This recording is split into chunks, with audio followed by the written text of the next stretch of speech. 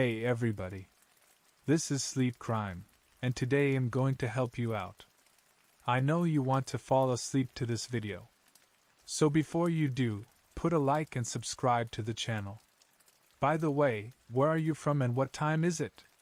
Make yourself comfortable and relax. On the quiet evening of July 27, 2016, emergency responders were dispatched to a single-vehicle accident on Highway 199, near milepost 30, just outside the small rural community of Cave Junction, Oregon. What initially appeared to be a tragic but routine car crash would soon unravel into a far more sinister narrative, one that involved calculated violence, theft, and a concealed motive that baffled investigators and unsettled the local population. The victim was William A. Roberts, a 39-year-old man whose life came to a sudden and violent end. Though the crash had caused significant damage to his vehicle, the fatal injury was not due to the impact. Upon closer examination, law enforcement and forensic personnel made a chilling discovery. Roberts had suffered a gunshot wound to the back of the head. The nature of the wound suggested a deliberate and execution-style killing, one committed not in the heat of the crash but likely before or during the incident. Missing from Roberts' vehicle were several personal items, including his wallet, cell phone, and a handgun. The absence of these belongings indicated the possibility of robbery and added weight to the hypothesis that Roberts' death was not accidental but intentional. The crime scene, located in a wooded and sparsely populated stretch of road, posed immediate challenges. There were no direct witnesses, and the remote location limited the availability of surveillance footage or passerby accounts. Investigators began piecing together the sequence of events using physical evidence from the scene, autopsy reports, and forensic analysis. Attention soon turned toward two residents of Cave Junction, Renee Lee Edrington, age 39, and Kyle James Forrester, 29. The two had known associations with Roberts, and a growing body of evidence began linking them to his death. Their subsequent arrest at a residence in Cave Junction, an operation that involved tactical units due to concerns about armed resistance, marked a turning point in the investigation. Edrington's apprehension was particularly volatile. Armed at the time of the arrest, she refused to comply with police commands, prompting the use of non-lethal rounds to ensure officer safety and secure her arrest. Forrester was also taken into custody without significant resistance. The discovery of missing items from Roberts in their possession further solidified their connection to the case. The murder of William Roberts and the arrest of Edrington and Forrester shook the quiet Josephine County community. Known more for its forests and small-town character than violent crime, Cave Junction found itself at the center of a murder investigation that would unfold over weeks and months. Law enforcement, the media, and local residents watched closely as the story developed, with many questions still unanswered. As the legal process moved forward, attention turned to understanding not only how the crime occurred, but why. This case, involving a seemingly targeted act of violence followed by theft and attempted concealment, would become one of the most scrutinized criminal incidents in the region in recent years. It revealed not only the tragic loss of a man's life but also the deeper currents of desperation, betrayal, and violence simmering beneath the surface of a quiet Oregon town. William A. Roberts was known among his peers and acquaintances as a private man with a straightforward demeanor. At 39 years old, he resided in southern Oregon, navigating life in a rural region where people often relied on close-knit relationships and informal networks. Though much about Roberts' personal history remained outside the spotlight, fragments of his life painted a picture of someone who balanced independence with a sense of community. Roberts lived a life that, on the surface, drew little attention. He maintained connections with several individuals in the Cave Junction area, including Renee Edrington and Kyle Forrester. These associations would later become critical to understanding the events leading up to his death. His acquaintances described him as generally quiet and focused, someone who preferred simplicity and tended to keep his affairs to himself. In the months preceding his death, Roberts appeared to have been managing a modest lifestyle. He was known to possess a handgun, which he reportedly kept for personal protection, a common choice in a region where gun ownership was not unusual. He also had a vehicle that, on the night of the incident, became the scene of his death. The car served not only as transportation but also as a symbol of autonomy in a geographically dispersed environment. There were no immediate indications that Roberts feared for his safety. However, the fact that he was found with a gunshot wound to the back of the head suggested that the attack was both sudden and deliberate. It eliminated the likelihood of a spontaneous altercation, instead pointing toward a calculated act that exploited his trust or his lack of preparedness. Roberts' interactions with Edrington and Forrester were under scrutiny following the discovery of his body. It became evident that his death was not an isolated act but part of a broader context involving these two individuals.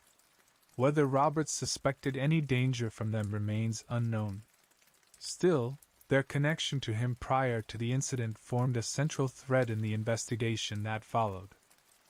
His family and close contacts, though shielded from public attention, reportedly experienced deep grief and confusion following his death. The nature of his passing, coupled with the circumstances in which it occurred, left a lasting impact on those who knew him. They were forced to grapple not only with the loss itself but with the possibility that someone he knew and possibly trusted had been responsible. Roberts was not a public figure, nor was he widely known outside of his local circles. Yet his death would draw regional attention and ultimately result in criminal charges against two individuals he had interacted with in his final days. For investigators and those following the case, understanding who William Roberts was became essential to understanding why he might have been targeted. As more details emerged, the profile of Roberts as a man leading an ordinary life stood in contrast to the extraordinary and violent way in which it ended. His story, though anchored in tragedy, offered a human face to a case that would otherwise risk being reduced to names and charges. In every criminal investigation, the victim's life holds meaning not just for justice but for remembrance. For William Roberts, the pursuit of that justice began with the search to understand what led him to that fatal night on Highway 199. Late on July 27, 2016, a call came into emergency services reporting a vehicle off the road along Highway 199 near milepost 30, a stretch surrounded by dense forest and distant from the town center. First responders arrived expecting to deal with the aftermath of a traffic accident. What they encountered quickly shifted their focus from rescue to investigation. The vehicle, a passenger car, had come to a stop in a ditch adjacent to the highway. Its front end showed damage consistent with a crash, but there was no evidence of a high-speed impact or extended skid marks on the pavement. This initial observation suggested that the car might have rolled or been guided off the road intentionally. Inside, responders discovered the lifeless body of William A. Roberts, slumped forward and unresponsive. As standard procedure dictated, medical personnel checked for signs of life, while law enforcement officers began documenting the scene. Roberts was declared dead at the location. While preparing for transport of the body, a closer look by paramedics revealed an unusual wound, one inconsistent with typical crash trauma. The nature of the wound, located on the back of Roberts' head, raised immediate suspicion. Law enforcement was quickly notified, and the vehicle was secured for forensic examination. Troopers on the scene found no visible signs of another vehicle involved, no passengers, and no witnesses nearby. The remote location complicated the early hours of the investigation. Officers established a perimeter and began searching for any items that could explain what had occurred. Tire tracks were faint, likely due to dry conditions, and no recent rainfall had preserved any impressions. The car's interior was undisturbed, save for the driver's position and blood found near the wound site. As investigators examined the contents of the vehicle, they noted the absence of several items: a wallet, a cell phone, and a firearm known to have been in Roberts' possession. This missing property introduced the possibility that the crash was a cover for a robbery, or that the scene had been staged after the fact. Law enforcement treated the location as a potential homicide site, and the vehicle was transported to a secure facility for a more detailed forensic analysis. Back at the crash site, detectives continued searching the roadside and nearby woods for evidence, including any footprints, discarded items, or clues that might indicate the direction of a suspect's flight. Flashlights swept through underbrush, but the dense terrain yielded little. Despite this, the consensus among the responding officers and investigators was clear: this was not an ordinary accident. The discovery of a gunshot wound deepened the complexity of the case. The Oregon State Police's Criminal Investigations Division became involved, and a medical examiner was assigned to conduct an autopsy. Meanwhile, law enforcement began piecing together Roberts' last known movements, where he had been, whom he had spoken to, and any recent disputes or unusual behavior. Investigators questioned local residents and checked nearby gas stations, convenience stores, and rest stops along the highway. Surveillance footage from those locations would later assist in tracking Roberts' movements and potentially identifying those he may have interacted with on the day of the incident. Within hours, what had begun as a traffic call had evolved into a homicide investigation. Law enforcement now faced the dual challenge of determining not only how William Roberts had died but also who had been with him in his final moments. The clues left behind, while sparse, hinted at a carefully orchestrated act rather than random violence. The absence of key personal items suggested motive. The nature of the wound confirmed intent. What investigators did not yet know was that the next few days would bring them face to face with two suspects whose connection to Roberts and actions in the days following the discovery would change the course of the investigation and deepen the tragedy unfolding in Cave Junction. Following the discovery of William Roberts' body, the Josephine County Medical Examiner began a full autopsy to determine the precise cause and manner of death. Though the presence of a head wound had been visible at the scene, the formal examination would provide clarity and evidence crucial for the investigation. The autopsy confirmed that Roberts had died from a single gunshot wound to the back of the head, inflicted at close range. The trajectory of the bullet and the absence of defensive wounds strongly indicated that the shot was delivered without warning, likely while Roberts was unaware or unsuspecting. The forensic pathologist noted the lack of stippling or soot around the wound, suggesting the weapon was discharged at a slight distance rather than point blank. The angle and entry point aligned with an execution-style shooting, supporting the theory that this was a premeditated act. Toxicology results showed no substances in Roberts' system that would have impaired his judgment or motor functions. There were no signs of a struggle, no bruises, and no evidence of physical altercation. This absence of struggle implied that Roberts had not anticipated the attack or had been caught off guard, potentially while seated in the vehicle. Meanwhile, forensic investigators examined Roberts' car for additional evidence. Blood spatter patterns were consistent with the gunshot wound described in the autopsy, and no secondary impact points or injuries were found that would suggest another cause of death. However, the positioning of the body and the pattern of blood on the driver's seat confirmed that the shot had been fired from within close proximity inside the vehicle. The missing personal items, his wallet, cell phone, and firearm, remained unaccounted for, and investigators suspected they had been removed from the scene by the perpetrator. Fingerprint analysis was conducted on the vehicle's surfaces, steering wheel, and door handles. A number of partial prints were recovered, some belonging to Roberts, others unidentified at the time. Investigators also collected hair and fiber samples, anticipating future DNA comparisons. ballistics experts were brought in to analyze the bullet recovered from Robert's skull. It was determined to be a 9mm round, a common caliber in both legal and illegal firearm ownership. Though the weapon was not found at the scene, the characteristics of the bullet, its weight, rifling marks, and trajectory, provided data that could later be matched if the firearm were recovered. While these forensic results solidified the case as a homicide, they also narrowed the range of suspects. The need for proximity, familiarity, and a moment of trust or distraction pointed to someone known to the victim. The absence of struggle and the method of killing further emphasized premeditation and familiarity. In parallel, the forensic team reviewed electronic data sources. Without Robert's phone, investigators obtained call records and location data from his service provider. These records revealed communication patterns and geographic movements in the hours leading to his death. Several calls and messages had been exchanged with a known number tied to Renee Lee Edrington. This information, combined with early forensic findings, helped identify persons of interest.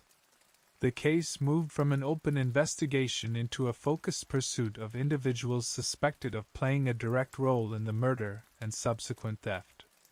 The next phase would involve tracking down these individuals and uncovering what they did in the days following the killing, details that would ultimately bring the investigation to its critical turning point. With confirmation from the autopsy that William Roberts had died from a single gunshot wound to the back of the head, the case moved swiftly from suspicious death to homicide investigation. Detectives from the Oregon State Police's Criminal Investigations Division took lead, coordinating with local agencies to reconstruct the final hours of Robert's life and to track down potential suspects. The first steps involved mapping Robert's known movements on the day of the incident. Investigators gathered surveillance footage from businesses along Highway 199, traced his phone activity, and conducted interviews with anyone who had seen or spoken to him. A pattern emerged that placed him in proximity to Cave Junction in the hours leading up to his death. Communications data revealed that he had been in contact with Renee Lee Edrington, a local resident known to law enforcement through prior encounters. Detectives reviewed Robert's call logs and identified a sequence of interactions between him and Edrington that occurred shortly before his death. These calls coincided with location data from Robert's phone, which placed him in the vicinity of Edrington's known residence. A background check on Edrington revealed prior arrests, a history of unstable behavior, and close association with Kyle James Forrester, another individual with a criminal record and history of drug-related offenses. Investigators began building a profile of both Edrington and Forrester. They discovered that the pair shared a residence in Cave Junction and had previously been under scrutiny in unrelated cases. Witness interviews indicated that Roberts had visited the residence more than once, and that he may have had personal dealings with one or both individuals. This link provided a potential motive, especially if financial transactions or disputes had taken place between them. Attention turned to tracking the movements of Edrington and Forrester after the time of Robert's death. Using cell tower data, detectives established that both had remained in the area following the incident, with activity concentrated around their home. Surveillance and patrol units were assigned to monitor the property discreetly, while investigators obtained search warrants based on accumulating evidence of probable cause. In the days following Robert's death, Edrington and Forrester made few public appearances, fueling suspicions that they were aware of the investigation. Their home, located in a secluded part of town, was under increasing scrutiny. Detectives coordinated with tactical teams in anticipation of a high-risk operation, given indications that both suspects might be armed and uncooperative. Meanwhile, forensic teams continued analyzing materials recovered from the scene and the victim's vehicle. Several fingerprints found inside the car were matched to Edrington and Forrester through state and federal databases. This physical evidence, combined with the digital trail, solidified the connection between the suspects and the victim. Investigators also obtained financial records suggesting that Roberts may have been in possession of cash or valuables around the time of his death, further supporting robbery as a potential motive. The investigation was now centered around gathering enough evidence for an arrest. Detectives prepared an affidavit detailing the timeline, communications, forensics, and the missing property tied to Roberts. The evidence was presented to a judge, who approved a warrant for the search of Edrington and Forrester's residence and the arrest of both individuals. The following morning, a coordinated plan was put into action. State police and tactical officers moved in on the Cave Junction property with clear objectives: locate and secure both suspects, recover stolen items, and prevent any potential violence during the operation. What they encountered at the residence would confirm their suspicions and lead to the most significant breakthrough in the case. By the time officers arrived at the Cave Junction residence of Renee Lee Edrington and Kyle James Forrester, investigators had compiled a substantial body of evidence linking the pair to the murder of William Roberts. The tactical unit approached the property with caution, aware that at least one of the suspects might be armed. The early morning operation was designed to catch the occupants off guard, minimizing the risk of resistance. As officers surrounded the property, they issued commands for anyone inside to exit the structure with their hands visible. There was no immediate compliance. After repeated orders and warnings went unheeded, officers breached the entrance. Inside, they found Edrington armed and unwilling to follow instructions. The situation escalated quickly. To prevent the risk of deadly force, officers deployed non-lethal rounds, impact munitions designed to incapacitate without causing fatal injuries.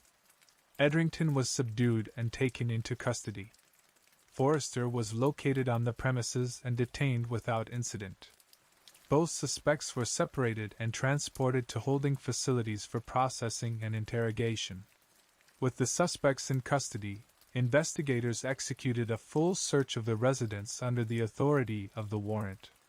The search yielded critical evidence. Among the items recovered were a handgun matching the caliber used in Roberts' killing, as well as Roberts' missing wallet and mobile phone. Forensic teams took immediate custody of the weapon for ballistic testing. Subsequent analysis confirmed that the markings on the recovered bullet from Roberts' body matched the barrel characteristics of the firearm found in the residence.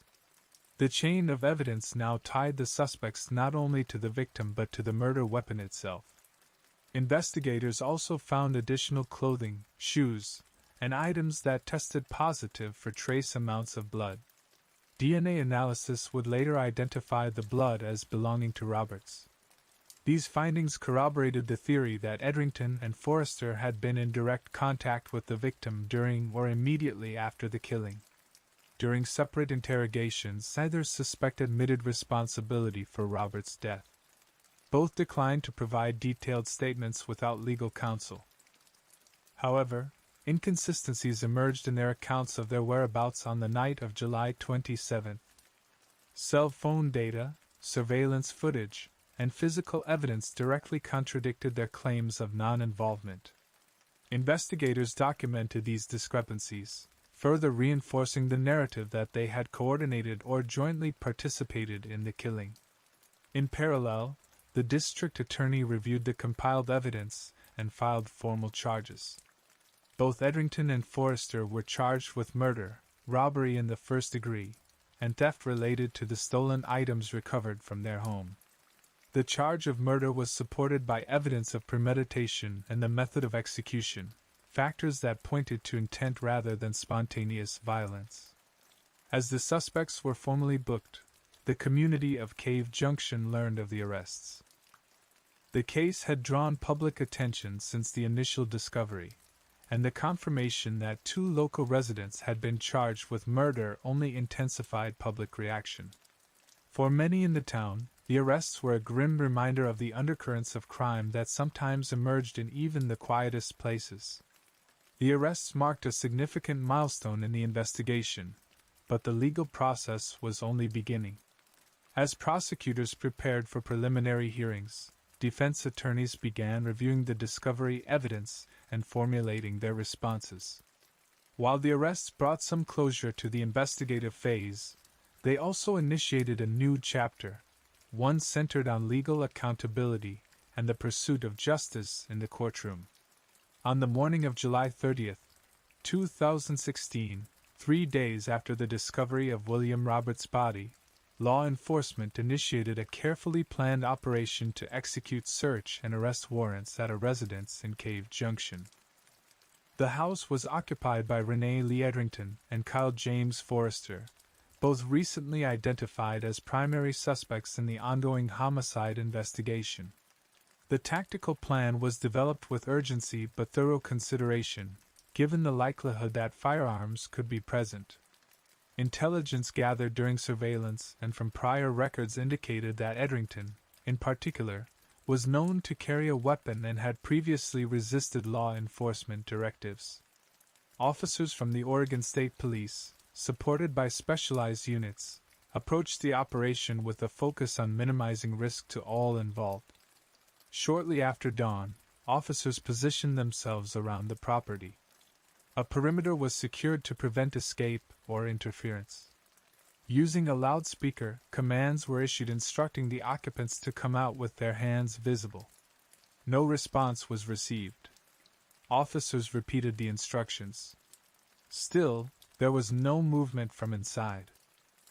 After a final warning went unanswered, the decision was made to enter the residence.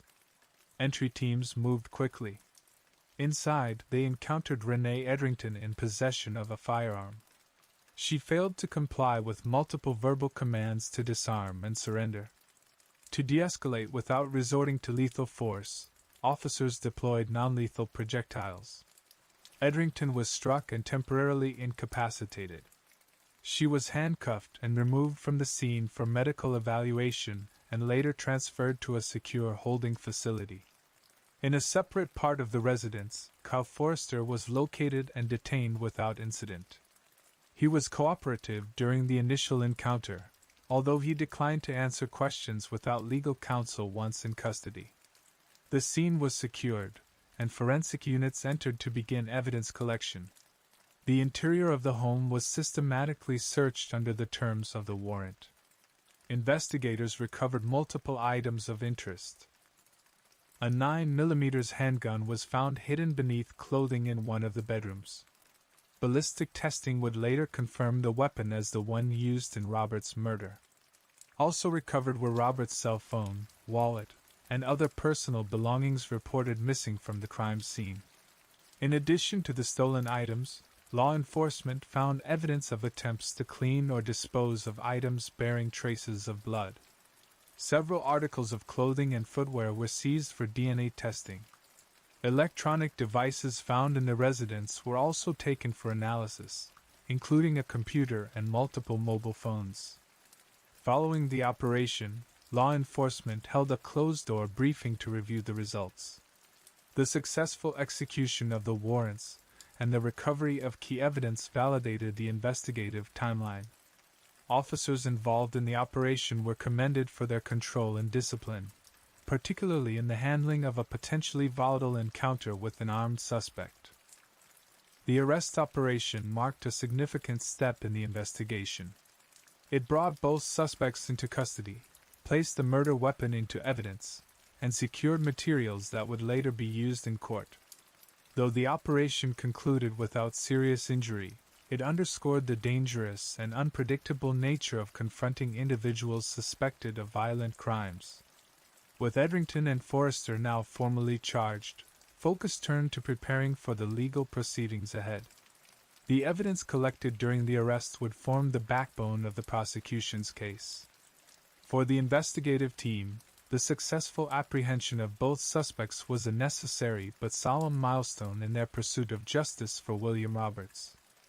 Following the arrests of Renee Lee Edrington and Kyle James Forrester, the case transitioned from field investigation to the judicial process.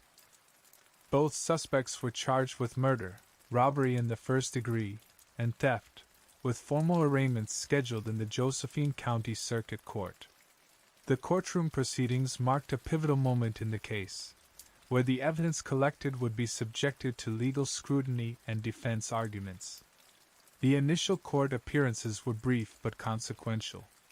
Prosecutors presented the primary charges and outlined the basis for the accusations, including forensic evidence, surveillance data, and the recovery of the murder weapon and stolen property. Both defendants were represented by court-appointed attorneys and entered not guilty pleas. Due to the severity of the charges and the evidence suggesting risk of flight or danger to the public, the court denied bail, ordering both suspects held in custody pending trial. Over the weeks that followed, the discovery phase began. Prosecutors provided defense counsel with access to the extensive case files, including autopsy reports, digital forensics, witness statements, and laboratory findings. The volume of material prompted several procedural continuances as attorneys on both sides reviewed the documentation. Legal arguments focused early on the admissibility of the evidence collected during the search of the suspect's residence. Defense attorneys filed motions challenging the scope and execution of the warrant, alleging procedural errors. In response, prosecutors presented the sworn affidavit that had supported the search, emphasizing the legal standard met and the chain of custody for the evidence recovered. The judge ruled in favor of the prosecution, allowing key pieces of evidence to remain admissible, including the 9mm handgun, personal items belonging to Roberts, and physical traces linked to the crime. This decision significantly bolstered the prosecution's position heading into trial preparation. Parallel to the legal motions, a grand jury reviewed the case. After hearing testimony from law enforcement and forensic experts, the jury issued indictments formally charging both Edrington and Forrester with murder, robbery, and theft. The indictment allowed prosecutors to proceed toward a full trial. As court dates were scheduled, the legal teams prepared for a complex case involving extensive forensic evidence and testimony. The prosecution planned to call multiple witnesses, including officers involved in the arrest, forensic analysts, and individuals who had observed Roberts' interactions with the suspects prior to his death. Meanwhile, the defense began constructing narratives aimed at mitigating their clients' roles or challenging the reliability of the prosecution's timeline. Though neither suspect had offered a confession, their attorneys explored alternative theories and raised questions about intent, involvement, and sequence of events.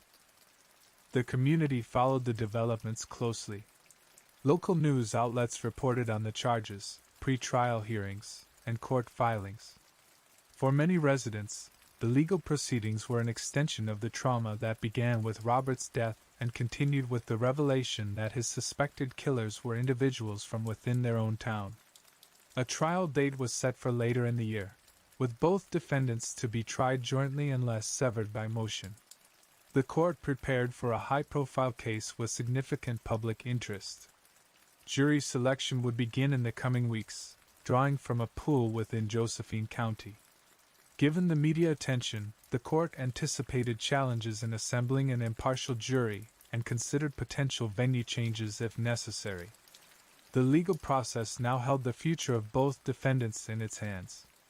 The outcome would depend not just on the strength of the evidence, but on how effectively it could be presented and defended in court. For the family of William Roberts, the proceedings represented the beginning of a long path toward accountability and closure. The killing of William Roberts and the subsequent arrests of Renee Lee Edrington and Kyle James Forrester left a deep imprint on Cave Junction, a town known more for its quiet rural charm than for violent crime. In the days following the discovery of the body and the unfolding of the investigation, the community reacted with a mixture of shock, fear, and introspection. Residents who had long viewed their town as relatively safe found themselves confronted by the reality that a brutal murder had occurred just miles from their homes. The realization that both suspects lived in the area and were known to several locals intensified unease. People spoke quietly of the case in coffee shops and hardware stores, trying to reconcile the horror of the crime with the familiarity of those involved. Community forums and social gatherings turned toward discussions of public safety and trust. Some residents who had casual associations with Edrington or Forrester were struck by how little they had truly known about them. Others who had never interacted with the suspects still felt the reverberations of the crime, sensing a breach in the perceived boundary between normalcy and danger. The case also strained the local law enforcement agencies. While many praised the swift actions of investigators and the tactical teams involved in the arrests, others questioned how individuals with known histories of criminal behavior had continued to operate in the community without greater oversight. The event prompted discussions about the need for more proactive policing and resources for addressing drug use and mental health issues, concerns often linked to violent crime in rural areas. For those closest to William Roberts, the community response was layered with grief. His family maintained a low profile but expressed gratitude for the investigative efforts through brief public statements. Friends and acquaintances organized small memorials, some gathering near the site on Highway 199 where his vehicle had been found. Flowers, candles, and handwritten notes appeared there for weeks after the incident. Local schools and community centers began offering support sessions, particularly for younger residents unsettled by the violence. Civic leaders emphasized the need for healing and resilience, acknowledging the emotional toll the case had taken on the town. Faith organizations, too, played a role in providing comfort and reflection. The case also triggered broader conversations about violence and its warning signs. As more details became public through court proceedings, some residents questioned whether any early indicators had been missed, whether the tragedy could have been prevented. These questions had no simple answers but fueled an ongoing dialogue about vigilance and intervention. In the months that followed, Cave Junction began to adjust. The immediate fear gave way to a sober acknowledgement of what had occurred. Life continued, but with a new awareness of vulnerability. For many, the memory of the crime lingered not just because of its brutality, but because of how close to home it had struck. The town's character had not changed overnight, but its sense of safety had been tested. The Roberts case became a point of reference for community meetings, law enforcement planning, and personal conversations. It served as a reminder of the fragility of peace, even in places where the days are quiet and the nights are still. The murder of William Roberts and the investigation that followed unfolded across a quiet Oregon town unaccustomed to violence of this magnitude. Over the course of weeks, what began as a mysterious car crash transformed into a multi-agency effort to uncover a calculated act of murder. The case reached into the homes and lives of residents, drawing in law enforcement, forensic analysts, legal teams, and a community that watched in real time as the details emerged.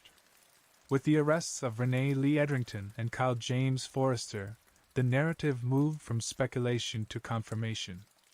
Physical evidence, digital records, and recovered property formed a case that pointed directly to their involvement. The autopsy revealed deliberate execution. Forensics confirmed presence. And a firearm, hidden inside the suspect's own home, tied them unambiguously to the fatal shot.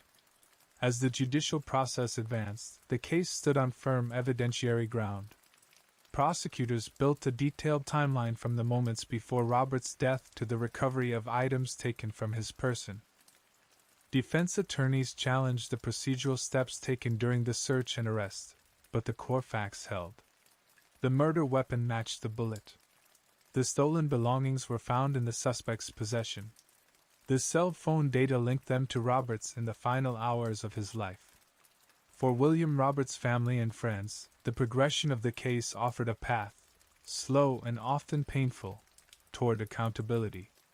Though the loss was irreversible, the pursuit of justice marked a societal effort to reckon with what had been taken from them.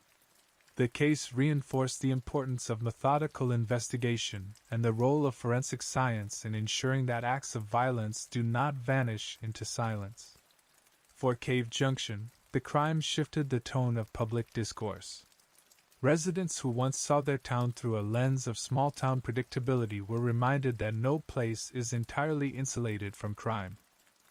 The case provoked conversations about community vigilance, social services, and how best to prevent individuals from reaching the point of violence. While no single answer emerged, the questions remained important. At the institutional level, law enforcement agencies reviewed their response protocols, reinforcing collaboration between state and local authorities. Officers who had participated in the arrest described the operation as tense but necessary, a controlled effort that avoided greater harm. The experience added to the department's training and preparedness for future high-risk encounters. The legal proceedings continued into the following year, with pretrial motions, witness preparations, and expert consultations. As of the closing of this narrative, final verdicts had not yet been rendered. Still, the cumulative effect of the evidence indicated a strong likelihood of conviction. Prosecutors maintained that the motive, robbery, possibly driven by desperation or addiction, did not mitigate the deliberateness of the killing. William Roberts' name became more than a headline. It became the touchstone for a case that revealed both the worst of human actions and the best of institutional response. His death, though sudden and senseless, was not allowed to fade into anonymity. The systems of justice, though imperfect and slow, worked to bring those responsible into account. This case, chronicled from roadside discovery to courtroom argument, reflects a singular event rooted in real lives and lasting consequences. It is a story of violence, but also of response. A tragedy, but also a pursuit.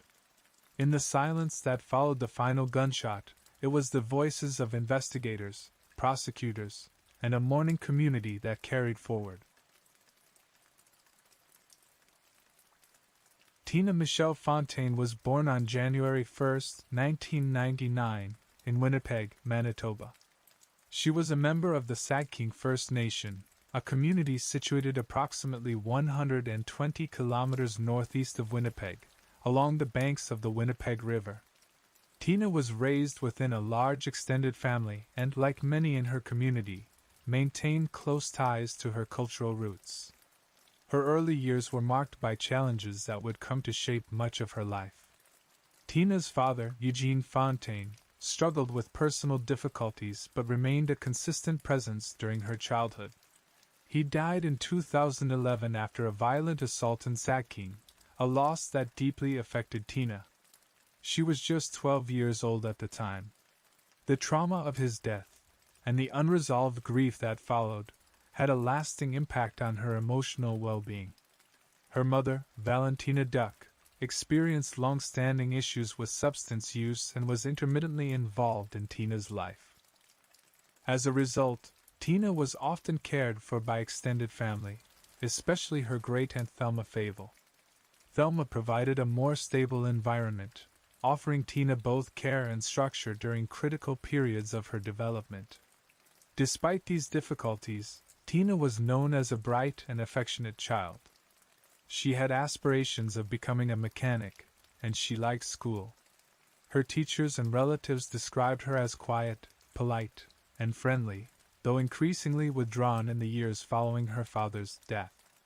During adolescence, the cracks in Tina's support network began to widen. The combination of grief, instability, and a deep yearning to reconnect with her biological mother led Tina to make a fateful decision. In the summer of 2014, she left Satkeng for Winnipeg. She hoped to reconnect with her mother and seek out new beginnings. What awaited her in the city, however, would instead become a tragic chapter in Canada's ongoing crisis of missing and murdered Indigenous women and girls. In June 2014, Tina Fontaine traveled from the Satkeng First Nation to Winnipeg, driven by a desire to reconnect with her birth mother. The journey marked a turning point in her life, separating her from the relative stability of her great-aunt's home. Winnipeg, a city with nearly 700,000 residents, offered the promise of renewal, but it also brought her into contact with systemic gaps that would ultimately fail to protect her. Upon her arrival, Tina came under the supervision of Manitoba Child and Family Services. She was placed in a youth shelter and, at times, in hotel accommodations, a practice widely criticized in Manitoba for its failure to provide secure and supportive environments for vulnerable children. Despite being in care, Tina's movements in Winnipeg became increasingly unmonitored. Her time in the city was fragmented. She stayed at various temporary facilities, went missing from placements, and was in and out of contact with CFS staff. On multiple occasions, Tina came into contact with police and emergency services, yet none of these encounters led to sustained intervention or protection. Tina had entered a network of urban vulnerability that included contact with older individuals, exposure to drugs, and increasing disengagement from services meant to support her. Despite her status as a high-risk youth under protective care, there were missed opportunities to intervene meaningfully. In July, CFS workers reported her missing. She was found by police on July 23, but despite her age and known risk factors, she was not taken into protective custody. On August 5, she again came into contact with paramedics and police, this time after being found passed out in an alley. She was taken to a hospital but released shortly thereafter, with no follow-up placement secured. By early August, Tina was largely disconnected from the systems meant to safeguard her. The city that had once symbolized a chance to reconnect with family had become a labyrinth of danger and neglect. As the weeks progressed, her presence in Winnipeg became increasingly uncertain. The gap between those charged with her care and Tina herself widened, setting the stage for the devastating events that would follow. Tina Fontaine was officially reported missing on July 31, 2014. Despite multiple prior interactions with social services and law enforcement throughout that summer, the systems designed to protect her had not been able to establish a secure environment. Her disappearance signaled the culmination of weeks of escalating vulnerability in Winnipeg. On August 5, police officers found Tina passed out in a back alley. She was taken to the hospital, but shortly after being released, she once again went missing. 2 days later, on August 8, Tina was a passenger in a vehicle stopped by Winnipeg police during a routine check. Despite her being listed as a missing person and just 15 years old, the officers let her go. This incident would later draw significant scrutiny, as it marked the final confirmed sighting of her while she was alive. As concern mounted, Tina's family and her great-aunt Thelma Fable intensified their efforts to locate her. Thelma had been the one to first report her missing, contacting both CFS and police to raise the alarm. The lack of urgency in the early stages of the search raised further questions about how cases involving Indigenous youth were prioritized. The days following the August 8 encounter saw no further verified sightings. Tina had effectively vanished. The timeline became fragmented, filled with uncertainty about where she might have gone or with whom she had been associating. Leads were limited, and the city's streets, shelters, and waterways offered few clues. Authorities expanded the scope of the search. Public awareness increased as the case began to attract media attention, and community members joined in efforts to locate the missing girl. However, in the absence of substantial leads, the investigation remained stalled. In the background, her case became another entry in a troubling pattern of disappearances involving Indigenous women and girls in Canada. Tina's youth, combined with the systemic oversights preceding her disappearance, would soon come to represent a broader national crisis, one that had already affected countless families. On August 17, 2014, the search for Tina Fontaine came to a tragic end. Her body was discovered in the Red River near the Alexander Docks in downtown Winnipeg. It was wrapped in a duvet cover and weighed down with rocks. She was just 15 years old. The discovery stunned the community and the country, sparking widespread public outcry. The Winnipeg Police Service launched a homicide investigation immediately. Initial findings from the autopsy indicated that Tina had not suffered visible injuries, making it difficult to determine a precise cause of death. Investigators noted the presence of drugs and alcohol in her system, consistent with reports of her last known days. Her body showed signs of having been in the water for several days. The discovery reignited scrutiny of the systems responsible for her care, and the lapses that occurred in the weeks leading up to her death. The condition in which her body was found, and the evidence of it being deliberately concealed, confirmed foul play. The case was now officially classified as a homicide. Investigators faced significant challenges. There were few physical clues, and much of the information available about Tina's last movements came from individuals involved in high-risk lifestyles, complicating efforts to build a timeline. Surveillance footage, witness interviews, and digital records became critical tools in reconstructing her final days. Detectives canvassed the area around the Red River and downtown Winnipeg, seeking anyone who had seen Tina or might have relevant information. Undercover officers were also deployed to gather intelligence. These operations would later become central to the investigation. Tina's death sparked renewed attention to the issue of missing and murdered Indigenous women and girls in Canada. Public vigils were held, and her story quickly gained national prominence. The image of Tina, youthful, vulnerable, and neglected by the very systems meant to protect her, became a symbol of institutional failure. As the investigation deepened, police worked to identify suspects. Attention eventually turned to individuals Tina had associated with in the days before her disappearance. The groundwork was being laid for what would become a complex and controversial legal case. The breakthrough in the investigation came over a year after Tina Fontaine's body was found.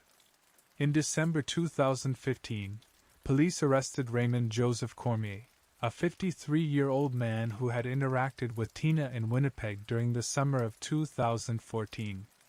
He was charged with second-degree murder in connection with her death. The arrest followed a lengthy undercover operation.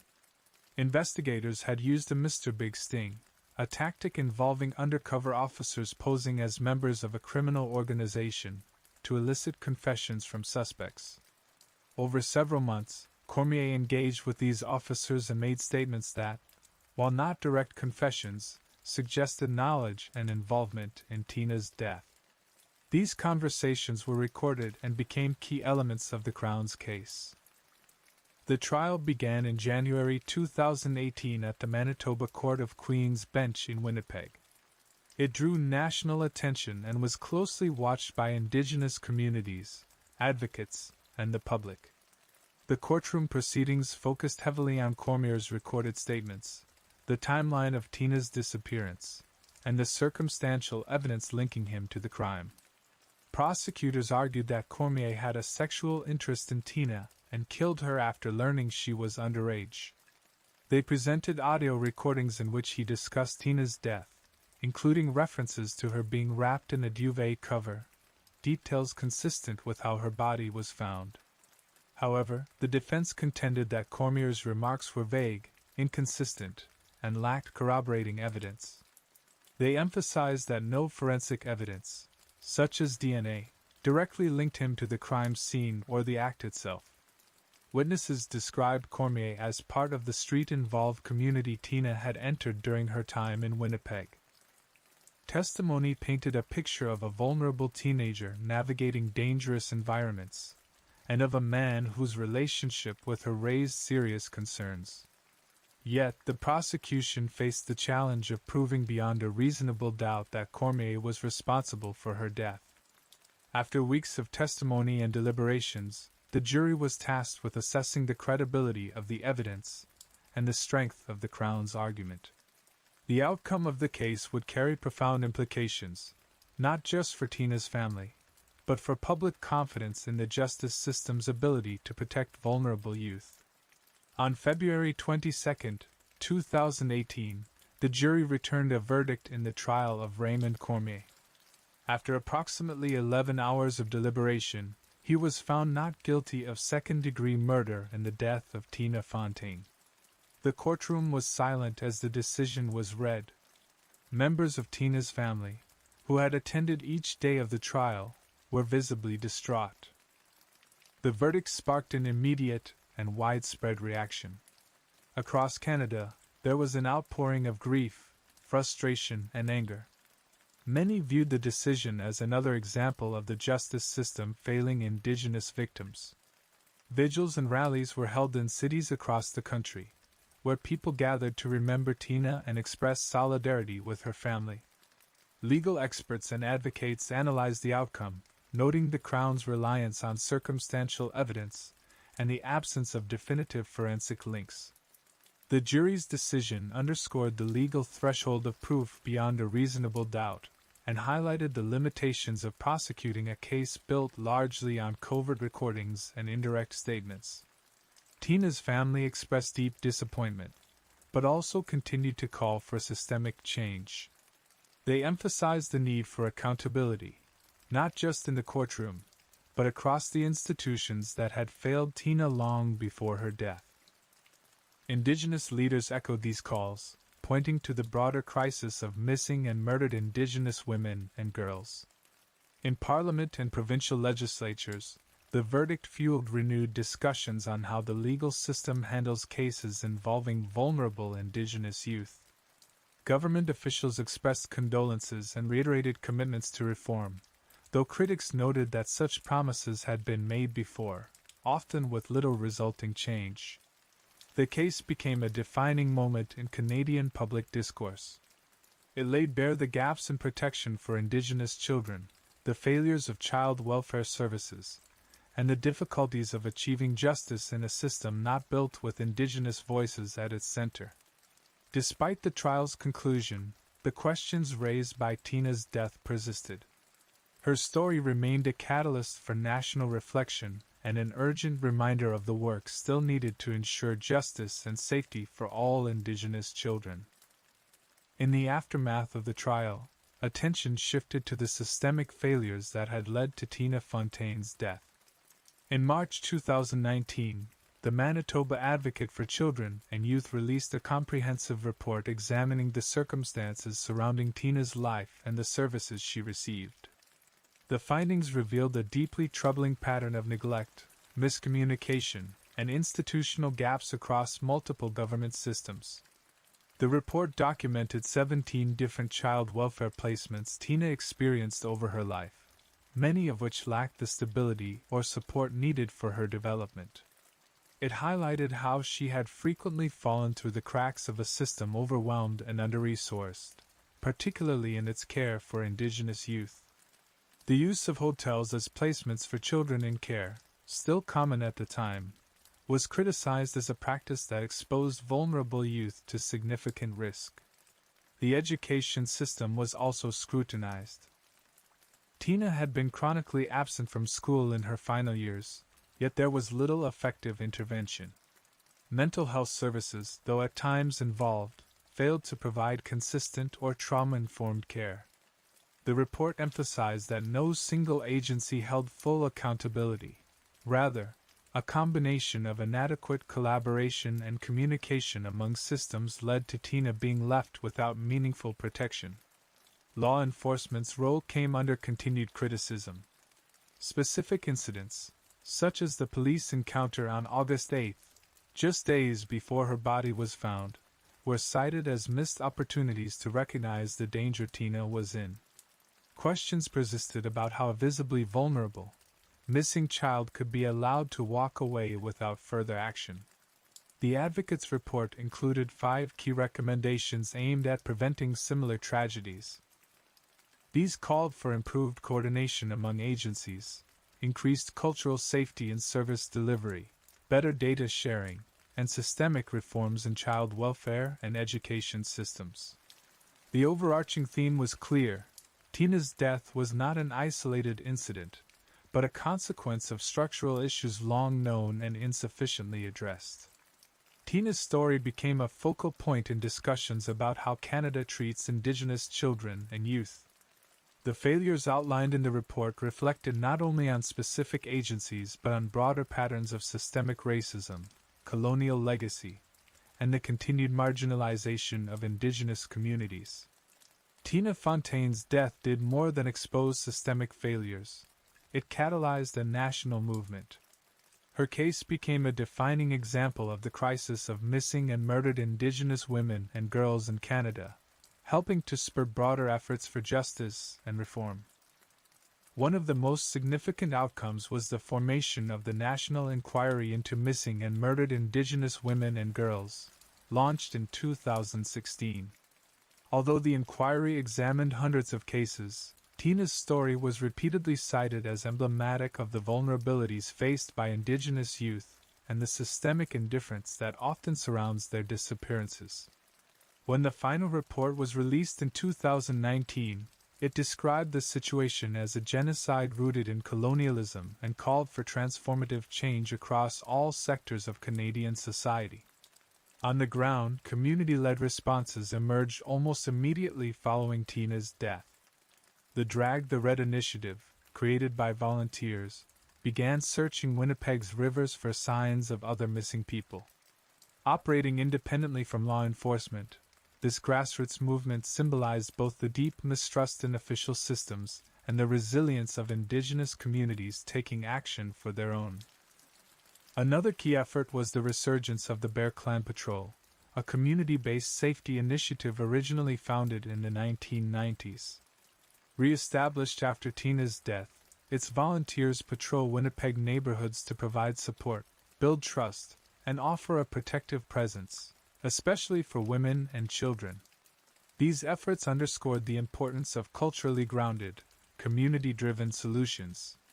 Tina's legacy is also preserved through education and advocacy. Her name has been invoked in classrooms, courtrooms, and legislative halls as a symbol of the need for systemic change. Artwork, memorials, and annual walks in her memory continue to honor her life and affirm that she will not be forgotten. Though Tina's death exposed many painful truths, it also mobilized a sustained national conversation. Her story forced institutions and individuals alike to confront their roles in a society where such tragedies occur. The calls for justice that rose in her name continue to influence policy, challenge complacency, and drive collective action toward equity and accountability. The cold evening of February 1, 2012, in Anchorage, Alaska, settled over the quiet lot near Tudor Road. The Common Grounds Coffee Kiosk, a small standalone structure frequented by locals for warm beverages, was staffed that night by 18-year-old Samantha Koenig. A recent high school graduate, Samantha was known for her friendly demeanor and easy rapport with customers. That Wednesday evening was like many others, with a routine flow of patrons and a comforting hum of espresso machines. Shortly before 8 p.m., Samantha texted her boyfriend, letting him know she'd be done with work soon. Minutes later, a man approached the kiosk, ordering a drink. What followed deviated drastically from the usual monotony of her closing shift. Surveillance footage from the stand's security camera later showed the man drawing a gun, demanding Samantha turn off the lights, and instructing her to lie on the floor. Complying, she was soon seen leaving the stand with him, her hands bound, vanishing into the freezing night. The kiosk remained quiet after her departure. Her father, alarmed when she failed to come home, contacted police within hours. Anchorage authorities arrived on scene, beginning a missing person investigation. The kiosk was sealed off, and the chilling footage was reviewed. It revealed the abduction had occurred quickly and with a chilling calmness, suggesting a level of premeditation. As news of Samantha's disappearance spread, a sense of urgency overtook the Anchorage community. Flyers went up, social media posts circulated, and volunteers joined the search. Despite immediate efforts, no trace of Samantha was found. It would take weeks before the full scope of the crime, and the identity of her abductor, came to light. Israel Keys was not from Anchorage, but he blended in easily. A man in his mid-30s with a quiet demeanor, Keyes had lived a nomadic life. Born in Utah and raised in rural Washington, he had served in the U.S. Army and later settled in Alaska, where he worked as a handyman and contractor. His demeanor gave little away. To those around him, he appeared ordinary, unremarkable, even. But beneath that exterior was a man meticulously planning acts of violence across state lines. Long before the events of February 2012, Keyes had developed a method for avoiding detection. He refused to choose victims close to home. Instead, he traveled thousands of miles to carry out murders, burying caches of weapons, money, and tools in remote areas, so-called kill kits, which he later retrieved to execute his crimes. These kits were carefully hidden years in advance, often near hiking trails or in rural woods, providing the necessary materials to abduct, murder, and dispose of bodies without leaving a trace. Keyes chose his victims at random, a tactic that baffled investigators. There was no consistent victim profile. His murders stretched from Vermont to Washington state, from rural highways to quiet neighborhoods. He avoided using technology during his crimes, preferring cash, and staying off the grid as much as possible. He booked flights under aliases, drove rental cars long distances, and paid in person to avoid electronic trails. What made Keyes even more elusive was his ability to return to his normal life after committing horrific acts. Friends and family knew him as a dedicated father and competent worker. He participated in local events, maintained a steady relationship, and appeared to live without suspicion. But beneath the surface, he was methodical and detached, describing his crimes later with chilling detachment. By the time he approached Samantha Koenig's coffee stand, Keyes had already committed multiple murders. His choice of victim appeared opportunistic. He had driven around Anchorage that night looking for a suitable target. The kiosk, isolated and operated by a lone young woman, presented a moment he believed he could control. And he did. But his success in evading detection would begin to unravel, piece by piece. In the days following Samantha Koenig's disappearance, anxiety gripped Anchorage.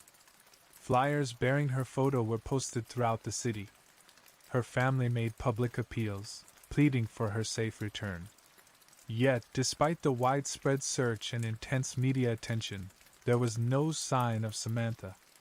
The investigation slowed, with few leads and no immediate suspects.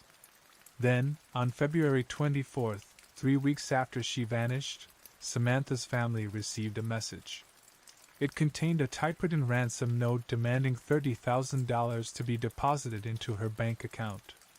Attached was a photograph of Samantha, eyes open, sitting upright, holding that day's Anchorage Daily News. To investigators and her family, the image offered a flicker of hope. She might still be alive. The photograph set off a rapid response. Police worked to trace the origin of the message, and Samantha's father complied with the ransom demand, depositing funds into her account.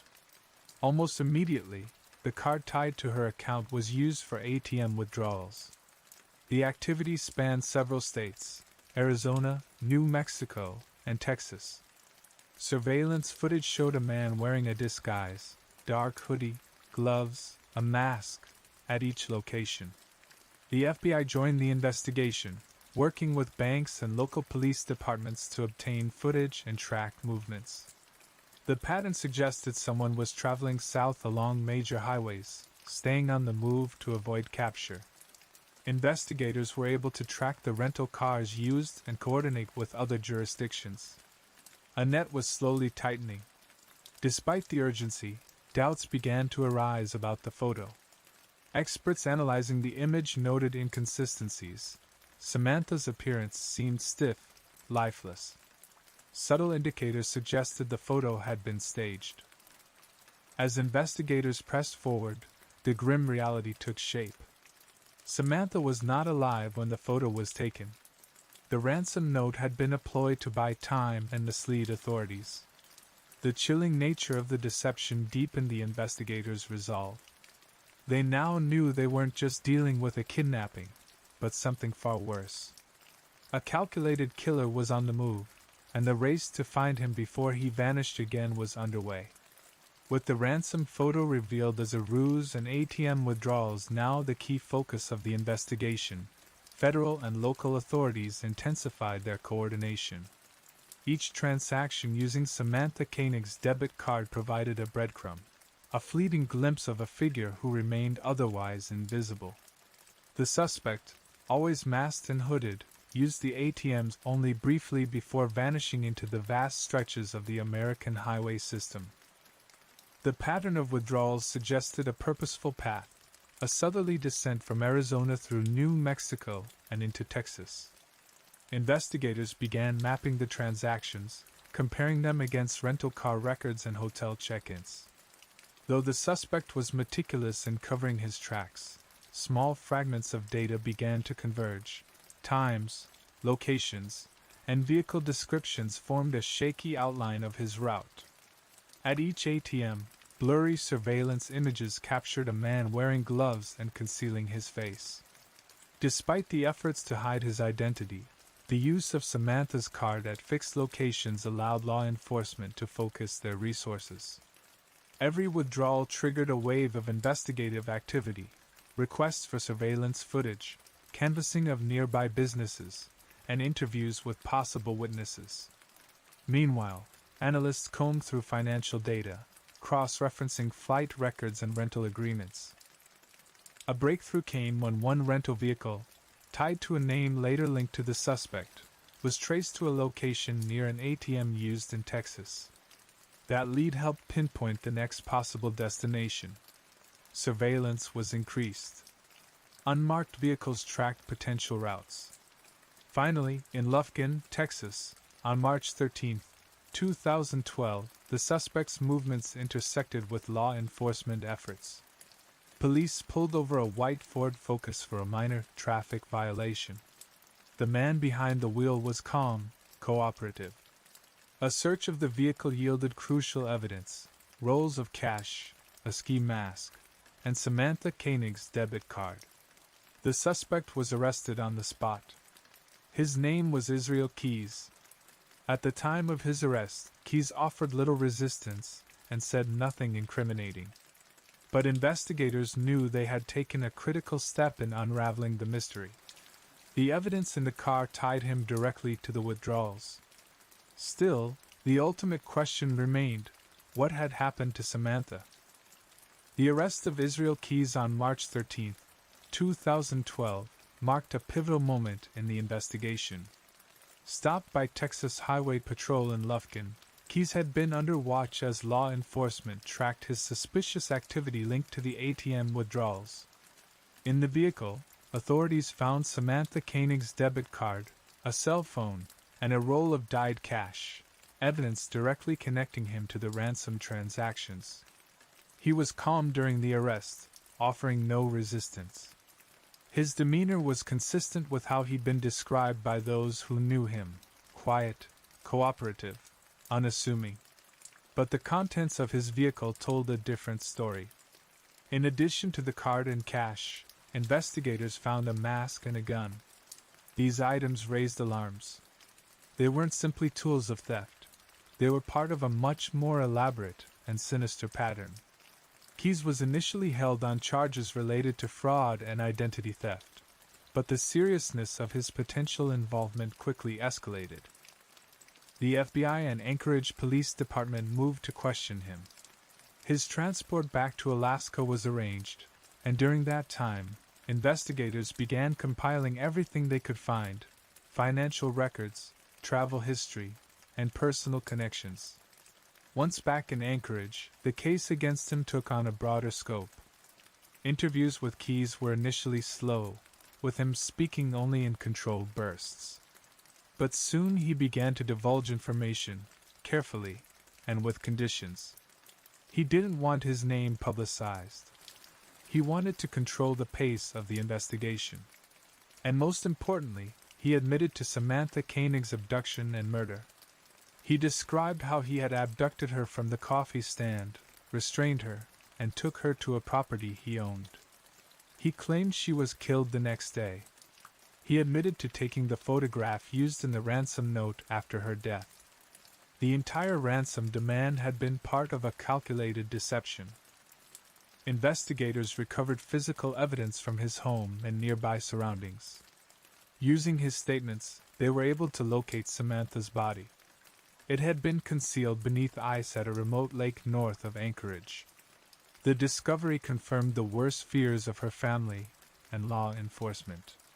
The arrest in Texas, triggered by careful tracking of financial activity, had led directly to the resolution of the Koenig case. But what emerged next would reveal that Israel Keyes was no ordinary criminal. He was a serial killer whose crimes extended far beyond Alaska. Following his arrest and return to Anchorage, Israel Keyes began to speak. In long, controlled interviews with FBI agents and Anchorage detectives, he unraveled his role in Samantha Koenig's murder. But what shocked investigators most wasn't just the details of her abduction. It was what came next. Keyes admitted that Koenig was not his only victim. Over a series of interviews, he revealed a pattern of murders spanning years and thousands of miles. He spoke of kill kits he buried across the country, buckets filled with guns, knives, zip ties, and Drano, tools he used to abduct, kill, and dispose of victims. These kits, left in remote locations long before the crimes were committed, allowed him to act without preparation that could be traced. He refused to name most of his victims, offering cryptic references instead. Yet, among the admissions, one case stood out: the 2011 double homicide of Bill and Lorraine Currier in Essex, Vermont. Keyes described flying to Chicago, driving over 1,000 miles to Vermont, and using one of his buried kits to carry out the attack. He broke into the Keyes' home, abducted them, and took them to an abandoned farmhouse where he shot and killed them. Their bodies were never recovered. The specificity of his description stunned agents. He remembered routes, locations, and methods with cold precision. He described selecting victims at random, targeting those who wouldn't be immediately missed, and often traveling cross-country to avoid creating patterns. His ability to elude detection for so long was partly due to his refusal to engage in the behaviors that typically expose serial offenders. He didn't stalk victims online, didn't keep trophies, and chose strangers with no ties to him. The FBI began a national review of missing persons and unsolved homicides. Analysts compared timelines, travel records, and unsolved cases that matched his movements. In parallel, law enforcement agencies in multiple states reopened cold cases, hoping for a match. Keyes' confessions, while chilling, were incomplete. He revealed only what he wanted to, in his own time, leveraging information in exchange for controlling how the case was handled. He made clear he wanted to avoid a trial, preferring execution. As agents pressed for more names and locations, he provided fragments, but the full extent of his crimes remained uncertain. What was now evident was that Samantha Koenig was not an isolated case. She was the final victim in a years-long series of calculated, methodical murders carried out by a man who had operated in secrecy across the country. As 2012 progressed, Israel Keyes remained in custody at the Anchorage Correctional Complex. Despite tight security, he managed to unsettle even seasoned investigators with his composure and unnerving candor. He disclosed additional details in interviews, not as confessions of remorse, but as data shared on his own terms. Every conversation was an opportunity for him to manipulate the flow of information. He insisted on anonymity, withheld names, and dropped cryptic hints that kept agents guessing. In May, Keyes attempted to escape. Using dental floss to cut through restraints, he managed to briefly break free during a court proceeding. The attempt was unsuccessful, and he was quickly restrained. The incident prompted changes in his security protocols. but it also revealed how far he was willing to go to avoid facing trial. His motives became clearer. He wanted control. A trial, with its public scrutiny and cross-examinations, would strip that from him. While incarcerated, Keyes continued to provide selective disclosures. He admitted to murders in Washington State, Oregon, and possibly even the East Coast. However, details were sparse, and many of the crimes he alluded to lacked corroborating evidence. Frustration grew among agents. Each meeting held the possibility of a breakthrough, but often ended with more questions than answers.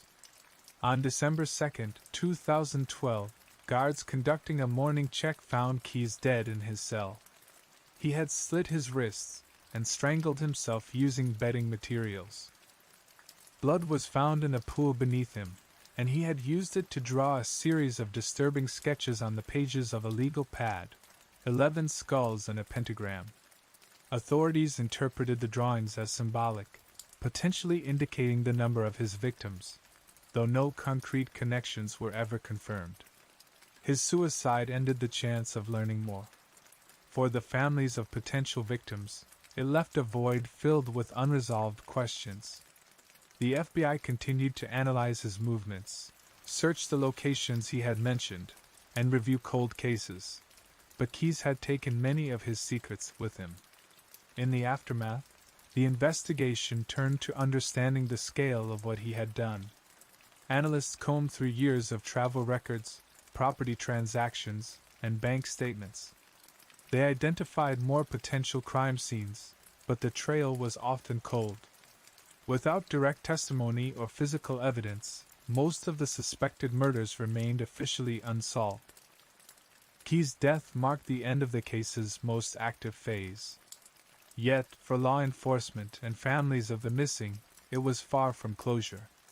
His final act, like the rest of his crimes, was carefully planned, a means of exiting on his own terms, denying others the satisfaction of justice through the courts. The death of Israel Keyes closed one chapter of an extraordinary criminal investigation but left behind a haunting aftermath. With his suicide, the path to full accountability ended. Though he had confessed to at least 11 murders, only 3 victims were confirmed: Samantha Koenig and Bill and Lorraine Currier. The remaining lives he hinted at, drawn in blood as skulls, spoken of in fragments, remained unnamed and unclaimed. In the months that followed, the FBI and local law enforcement continued their work. Using data recovered from Keyes' computers, travel logs, and statements, agents built a comprehensive timeline of his movements. Dozens of locations were marked as areas of interest. His pattern of behavior, including his use of kill kits, changed how investigators understood the concept of organized, itinerant killers. His anonymity had shielded him. He had left almost no digital footprint at crime scenes, planned meticulously, and avoided sentimental connections to his crimes. The case prompted changes in how agencies approached missing persons and unsolved murders. Analysts began cross-referencing long-distance travel patterns and searching wilderness areas where Keyes had buried his caches. The FBI released maps and requested public assistance, hoping someone might recognize places Keyes had visited or patterns matching his disclosures. In Anchorage, the community that had rallied for Samantha Koenig mourned her loss with a public vigil. Her family, devastated by the nature of her death, worked to raise awareness about personal safety and the unpredictable nature of violent crime. Samantha's story became a focal point for national discussions about victim support, missing persons response, and interagency cooperation. Elsewhere, families of long-missing individuals reached out to authorities, hoping their loved ones might be among those Keyes described. Investigators examined dozens of cold cases, some showing promise, others not. Despite the leads, most lacked definitive evidence. Without Keyes' cooperation, many would remain open cases, with only circumstantial links to suggest his involvement. The full truth of Israel Keyes' crimes may never be known. His actions spanned over a decade and thousands of miles, leaving a fragmented trail. But his capture, confessions, and the discovery of Samantha Koenig's remains provided a rare glimpse into a kind of criminality rarely exposed, one defined by planning, control, and the deliberate erasure of connection between killer and victim. In the end, the case remains one of the most chilling in recent American criminal history. Not because of the number of victims confirmed, but because of what it revealed about what can hide in plain sight. A man who traveled, worked, and lived among others carried out crimes of extraordinary cruelty, without ever appearing suspicious. The story of Samantha Koenig stands as a stark reminder of the fragility of safety and the complexities of justice in the face of calculated evil. Brittany Ann Bertolotti was born on November 10, 1977, in Atlanta, Georgia. Raised by her mother, Sharon Murphy, after her parents separated, Brittany moved with Sharon to Edison, New Jersey. Even from a young age, Brittany displayed an unusual passion for performance. Her early interests in dance and theater were encouraged by her mother, who supported her daughter's ambitions without hesitation. Recognizing Brittany's talent and drive, Sharon relocated with her daughter to Los Angeles in the early 1990s to better position her for a career in acting. The move marked a pivotal step in Brittany's life. Almost immediately, she began booking television roles, with early appearances in series such as Murphy, Brown, and Blossom. She possessed a unique charm, a bubbly energy paired with sharp comedic timing, which soon caught the attention of casting directors. Her breakout role came in 1995, when she was cast as Ty Frazier in the teen comedy Clueless. The film was both a critical and commercial success, and Brittany's transformation from awkward outsider to confident socialite left a lasting impression. It was a performance that showcased her range and instantly elevated her profile in Hollywood. Throughout the late 1990s and early 2000s, Brittany continued to build her career with a blend of comedic and dramatic roles. She lent her voice to the character Luann Platter in the animated series King of the Hill, a role she held for over a decade. On the big screen, she appeared in a variety of films, including Girl, Interrupted, Drop Dead Gorgeous, and Don't Say a Word. Her versatility was undeniable. She moved seamlessly between genres, portraying everything from troubled teens to romantic leads. By 2002, she reached another milestone with her role opposite Eminem in 8 Mile. Playing Alex, a struggling singer and love interest to Eminem's character, Brittany delivered a raw and compelling performance that introduced her to a broader audience. The film's success further solidified her status as a rising star. Following 8 Mile, she starred in a string of commercially successful films, including Just Married, Uptown Girls, and Little Black Book.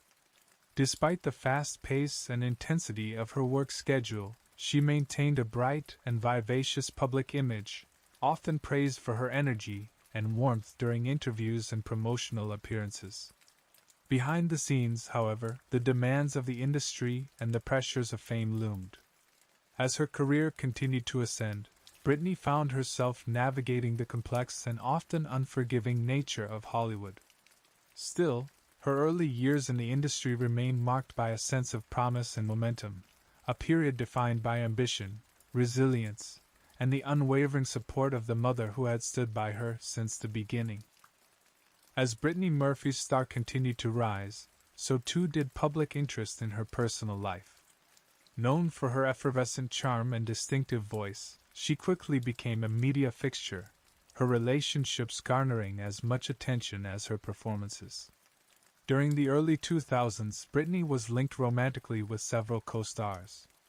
One of the most high-profile of these relationships was with Ashton Kutcher, her co-lead in the 2003 romantic comedy Just Married. Their chemistry on screen translated into a real-life romance, and for a time, they were among Hollywood's most talked-about young couples. The relationship, though brief, was highly publicized. After it ended, both maintained friendly public stances, and Ashton would later reflect on Brittany's warmth and talent with affection. Brittany's personal life took a more mysterious turn in the mid-2000s. After a few quiet years marked by shorter-term relationships and tabloid speculation, she met British screenwriter and producer Simon Monjack. Their meeting and courtship were unorthodox and largely out of the public eye. In May 2007, Brittany surprised both fans and friends by marrying Monjack in a small, private ceremony. Many in her circle claimed to have been unaware the relationship had progressed so quickly. Monjack, nearly a decade her senior, was a figure surrounded by ambiguity. His background included unverified claims of professional success, legal troubles, and financial instability. Brittany, however, spoke of him with unwavering devotion. She often described him as her soulmate and credited him with providing support and stability. Following their marriage, Brittany's public appearances became increasingly limited. When she did appear at events, she was often accompanied by Monjack, who assumed a central role in managing her career. Observers noted a shift in her demeanor. She seemed more reserved, at times frail, and always tightly connected to her husband. Despite these changes, Brittany and Simon presented a united front.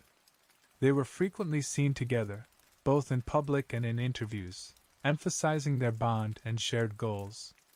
Friends and associates described an insular relationship, with Brittany relying heavily on Simon and their shared home life becoming her primary focus. The couple lived in a large home in the Hollywood Hills, previously owned by Britney Spears. There, they lived with Brittany's mother, Sharon Murphy, creating an unusual dynamic that blended familial closeness with increasing privacy. The home became a haven of sorts, but also a place where Brittany's isolation from the outside world appeared to deepen. In this period, rumors about her health and behavior circulated in the press, often focused on her thin appearance and erratic public interactions. Despite mounting speculation, Brittany and Simon insisted that all was well, attributing any physical changes to natural causes or stress.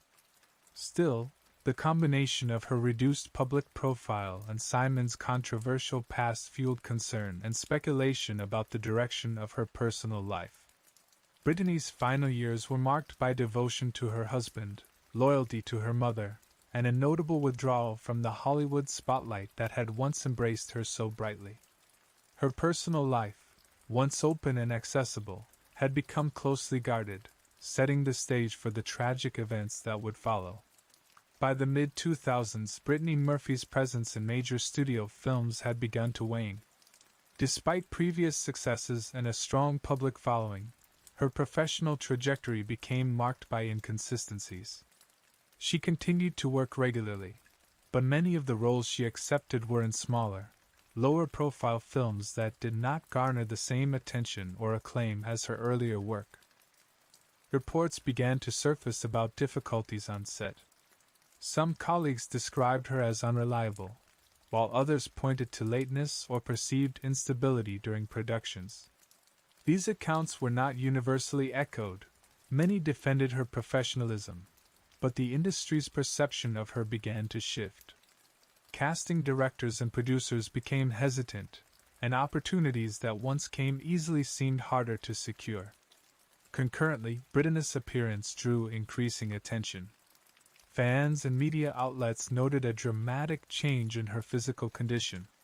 She appeared thinner, and her once lively energy seemed dampened in public.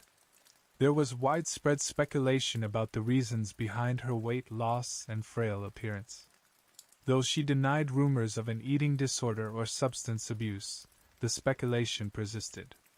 Adding to the concern were abrupt changes in her career.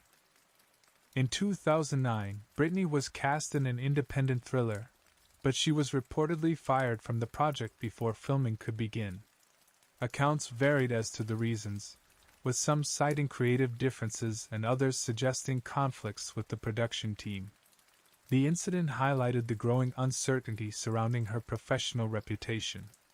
Despite these setbacks, Brittany continued to work. She completed voiceover work and appeared in a few straight-to-video films. While these projects allowed her to stay active in the industry, they did little to restore her earlier status. At the same time, her focus seemed increasingly directed toward her home life, with Simon Monjack becoming more involved in her career decisions. Throughout this period, her health became a growing concern. Friends and associates noticed she frequently seemed fatigued and unwell. There were reports of her battling respiratory issues, and she was occasionally seen looking weak or disoriented in public. While Britney publicly downplayed these observations, those close to her worried about the toll her lifestyle and stress were taking. Still, she projected determination. In interviews, she spoke of upcoming projects and aspirations. She expressed hope of returning to more prominent roles and voiced enthusiasm for the future. Her belief in her own talent never seemed to waver, even as the industry around her grew more distant. Privately, the strain was mounting. The combination of career pressures, public scrutiny, and health challenges created a volatile environment. Those closest to Britney later described a young woman trying to hold together the remnants of a once thriving career, all while managing complex personal and medical issues. The final months of her life were marked by uncertainty and struggle. Yet Britney remained in motion, continuing to work, to plan, and to believe in the possibility of resurgence. Though diminished in visibility, her presence lingered in the industry she had once brightened with unmistakable charm and talent. In the winter of 2009, Britney Murphy's life came to an abrupt and tragic end. On the morning of December 20th, she collapsed in the bathroom of her Hollywood Hills home. Her mother, Sharon, discovered her unconscious and called emergency services. Paramedics arrived quickly and attempted to revive her, but their efforts were unsuccessful. Britney was pronounced dead at Cedars-Sinai Medical Center at 10:04 a.m. She was 32 years old. News of her death sent shockwaves through the entertainment world. Tributes poured in from fellow actors, fans, and colleagues, many of whom expressed disbelief that someone so young and recently active could pass so suddenly. As the public mourned, questions arose immediately about the cause of her death. An initial autopsy was conducted the following day, but the Los Angeles County Coroner's Office delayed the final results pending toxicology tests. The delay only fueled speculation, with media outlets circulating theories ranging from drug overdose to eating disorders. Her physical appearance in recent months, thin, pale, and reportedly fatigued, intensified public concern over the state of her health. When the official findings were released in February 2010, they offered a clearer but still troubling picture. The cause of death was determined to be pneumonia, exacerbated by severe anemia and multiple drug intoxication. The drugs found in her system were all legal, including over-the-counter cold medications and prescription drugs for various ailments such as pain and respiratory symptoms. There was no evidence of illegal substances. The coroner's report noted that the combination of untreated pneumonia and anemia, compounded by the use of multiple medications, had fatally compromised her system. It painted a portrait of a young woman whose physical resilience had been gradually worn down by illness and poor health management rather than acute, self-inflicted harm. In the days leading up to her death, Britney had been suffering from flu-like symptoms. According to family members, she was battling a persistent respiratory illness, with complaints of dizziness and weakness. Despite her condition, she had not sought professional medical treatment, relying instead on over-the-counter medications and home care administered by her husband and mother. Her living conditions were also scrutinized. The home she shared with Simon Monjack and Sharon Murphy was described by some who had visited as cluttered and poorly maintained. Reports later indicated that the residents had ongoing issues with mold and moisture, prompting additional speculation about environmental factors contributing to her declining health. However, health officials ultimately found no evidence that mold played a role in her death. Public reaction to the findings was mixed. Some accepted the coroner's explanation as tragic but straightforward. Others remained unconvinced, pointing to her young age, abrupt demise, and the unusual combination of contributing factors. The lack of illegal substances provided a counterpoint to long-running rumors about addiction, but it did little to quiet the sense that something had gone terribly wrong in the final weeks of her life. Brittany was laid to rest on December 24, 2009, in a private ceremony at Forest Lawn Memorial Park in the Hollywood Hills.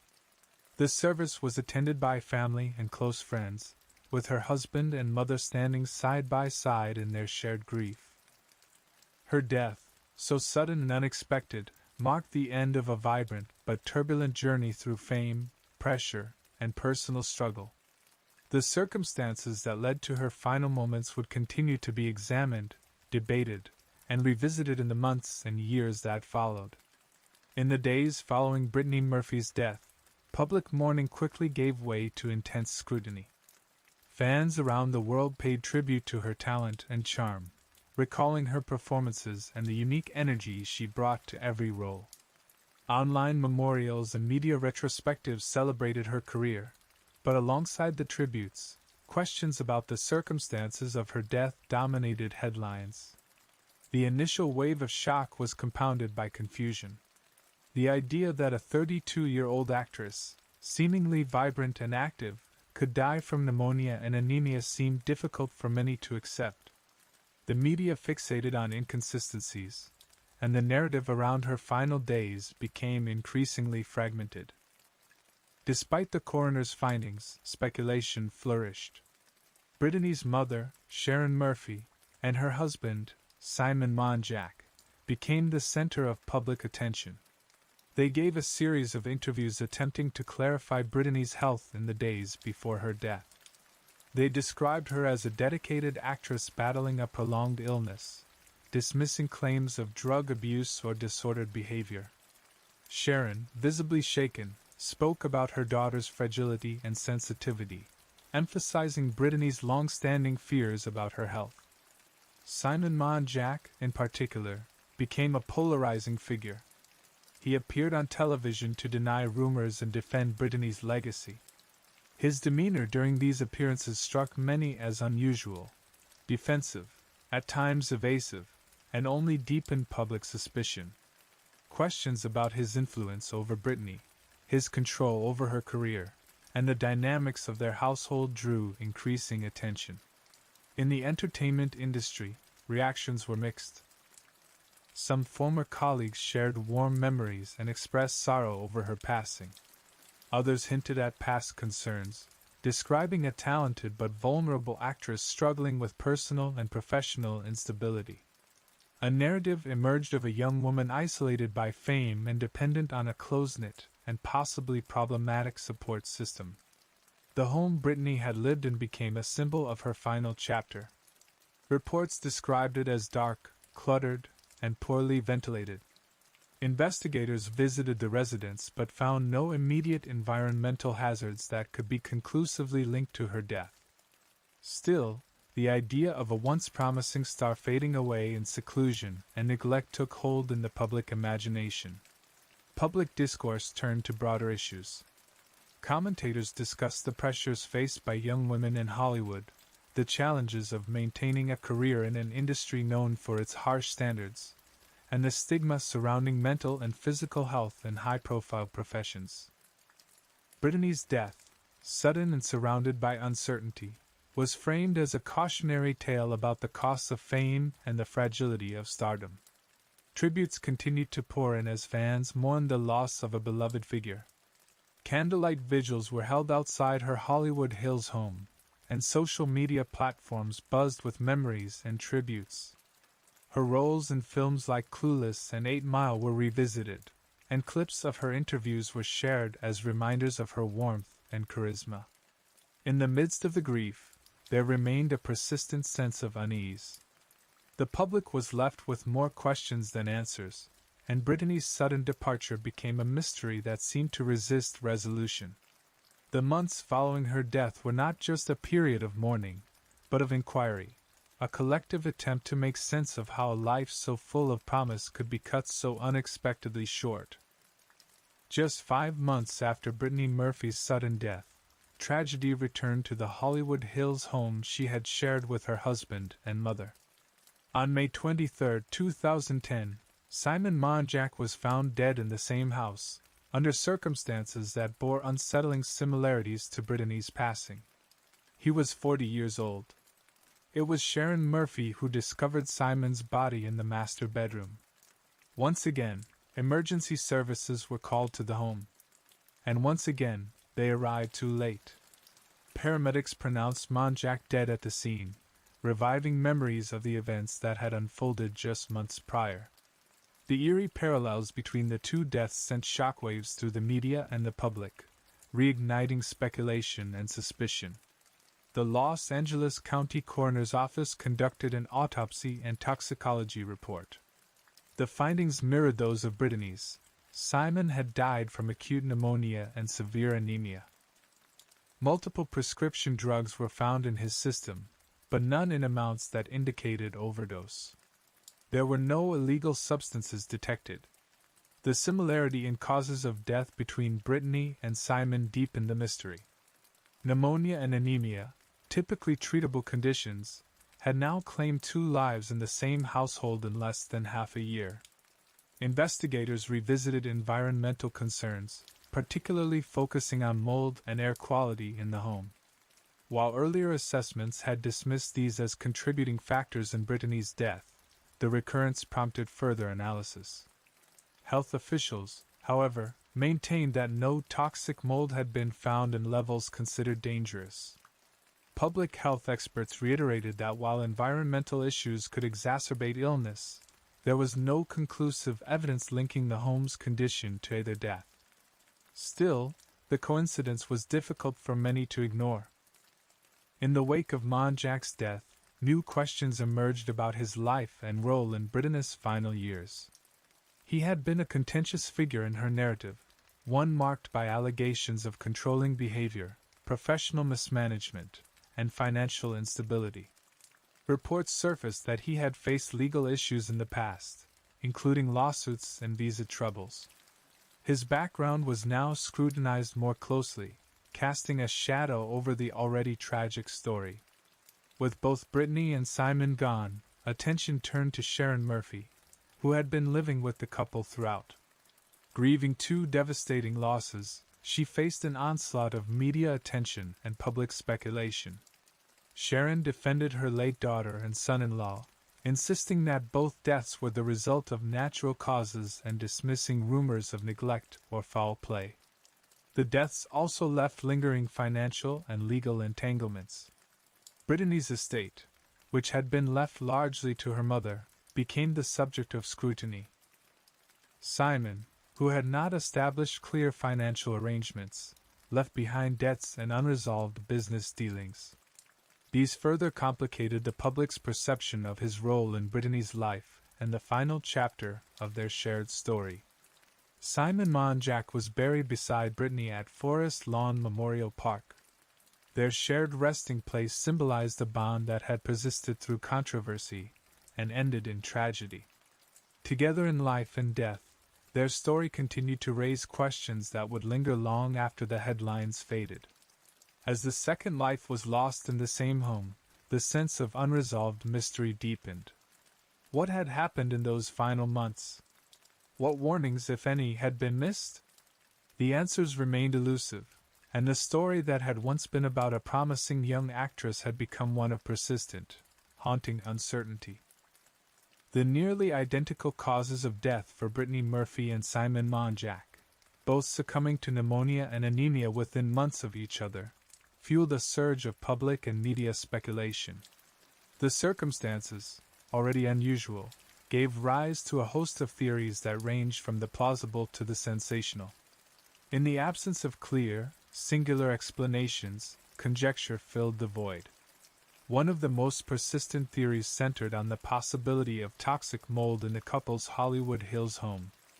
Observers pointed to the reported water damage and poor ventilation in the residence. Given the shared respiratory illnesses and the confined, shared living environment, mold toxicity emerged as a potential contributor.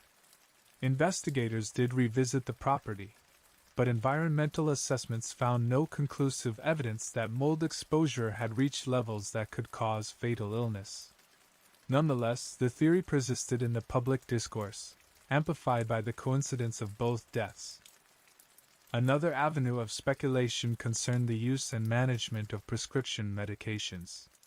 Autopsy reports in both cases listed multiple prescription drugs in their systems. Although none were in toxic quantities, the interactions between various medications for respiratory issues, pain, and anxiety were closely examined.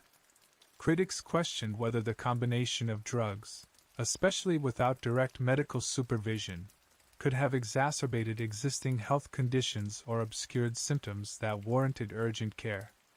Attention also turned to the couple's lifestyle and habits. Both Brittany and Simon had reportedly been reluctant to seek formal medical attention despite exhibiting symptoms for days or weeks. The decision to treat serious illnesses at home with over-the-counter and prescription drugs raised concerns about their judgment and the advice they received. Some speculated that a fear of negative publicity or past mistrust of the medical system might have contributed to their avoidance of hospitals. Suspicion also surrounded Simon Monjack's role in Brittany's final years. With his background increasingly under scrutiny after his death, questions were raised about his financial dealings, past relationships, and influence over Brittany's career. Some former associates described him as manipulative, while others questioned the power dynamic within the household, especially with Brittany's career in decline and her circle of confidants growing smaller. In the years that followed, additional theories emerged, including allegations of poisoning.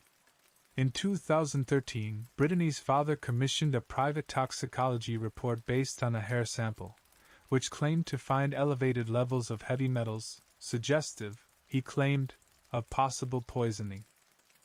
However, forensic experts and public health officials criticized the report's methodology and pointed out that such levels could be consistent with exposure to everyday products. The official coroner's office reaffirmed its findings and stated there was no evidence to support the poisoning theory. Despite multiple official investigations and medical reviews, no criminal activity was ever discovered. Law enforcement closed the case, standing by the original conclusions. Both Brittany Murphy and Simon Monjack had died of natural causes compounded by preventable medical issues and complicated by prescription drug use. Still, the lack of closure left a lasting impression. The series of events, an actress's fall from grace, her sudden death, the almost identical passing of her husband, and the multitude of unanswered questions, ensured that the story would remain part of Hollywood's collective memory. The absence of definitive answers allowed theories to flourish, even as officials emphasized the facts. The story of Brittany Murphy, once defined by talent and promise, had now become a cautionary tale about isolation, health mismanagement, and the hazards of fame. In the court of public opinion, the case remained open, not in legal terms, but in the hearts and minds of those who believed the full truth had yet to be told. In the years following her death, Brittany Murphy's legacy evolved from one of mere tragedy to a broader reflection on her talent, her struggles, and the lasting impression she left on those who knew her work. Though her life ended prematurely, her contributions to film and television continued to resonate, and new generations discovered her performances with admiration. Her role in Clueless remained iconic, a benchmark of 1990s cinema. Fans fondly recalled her transformation as Ty, the sweet, awkward newcomer who blossoms under the tutelage of high school socialites. The film became a cultural touchstone, and Brittany's performance was celebrated for its humor, sincerity, and relatability. Over time, Clueless only grew in status, and Brittany's portrayal became inseparable from the film's enduring charm. Other performances, such as her intense turn in 8 Mile and her heartfelt role in Uptown Girls, revealed her versatility and emotional range. Critics and fans alike praised her ability to balance vulnerability with strength, often portraying characters who were simultaneously fragile and fiercely independent.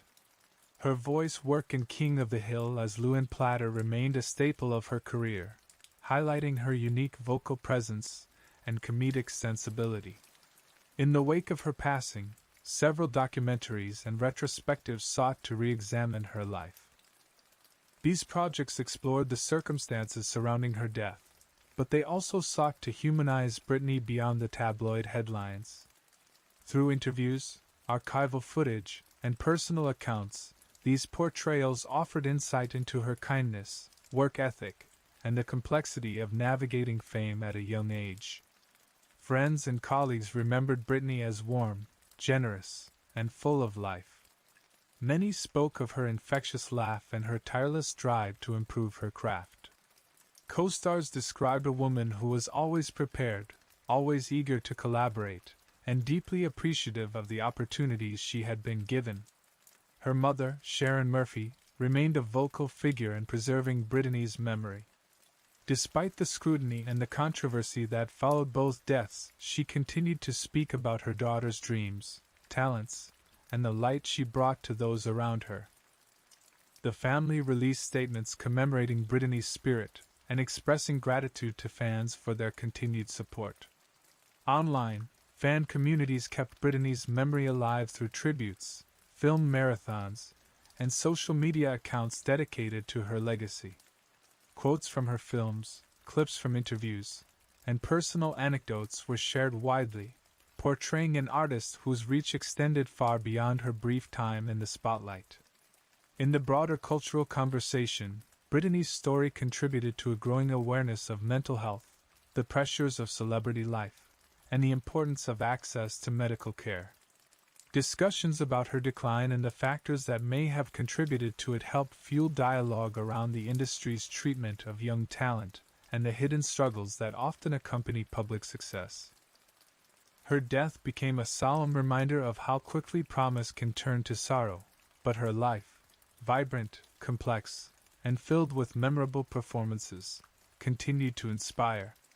Britney Murphy's legacy lived on not just in the roles she played, but in the affection she inspired, the questions she raised, and the memory of a bright star gone far too soon.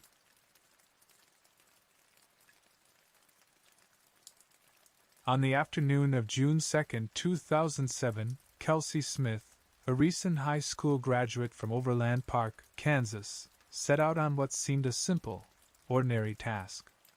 She was 18 years old, full of life, and preparing to begin college. That day, she planned to buy a gift for her boyfriend to celebrate their 6-month anniversary. Kelsey drove to a Target store located in the Oak Park Shopping Center in Overland Park. It was a trip she had done many times before. Shortly after arriving, she made a brief call to her mother, indicating she was at the store. This would be her last known communication with her family. Inside the store, Kelsey was seen browsing and selecting items. Surveillance footage later showed her moving through various aisles, acting normally, unaware that she was being followed.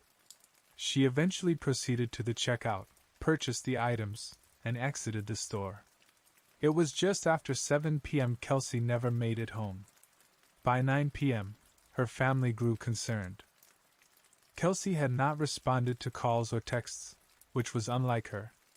Her father, a retired police officer, and her mother quickly contacted authorities and began retracing her steps. A missing person report was filed that night. The vehicle she had driven, a 1990-era Buick, was found in the Target parking lot the next morning. It was parked oddly, not in a regular space, and Kelsey's belongings were inside, except for her phone and purse. The location of the car added to the growing worry.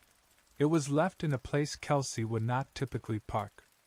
There were no immediate signs of a struggle visible from the outside. The initial hope that Kelsey may have simply been delayed quickly faded as the hours passed. Her disappearance did not align with any known patterns of behavior. With no leads and time passing rapidly, her family feared the worst.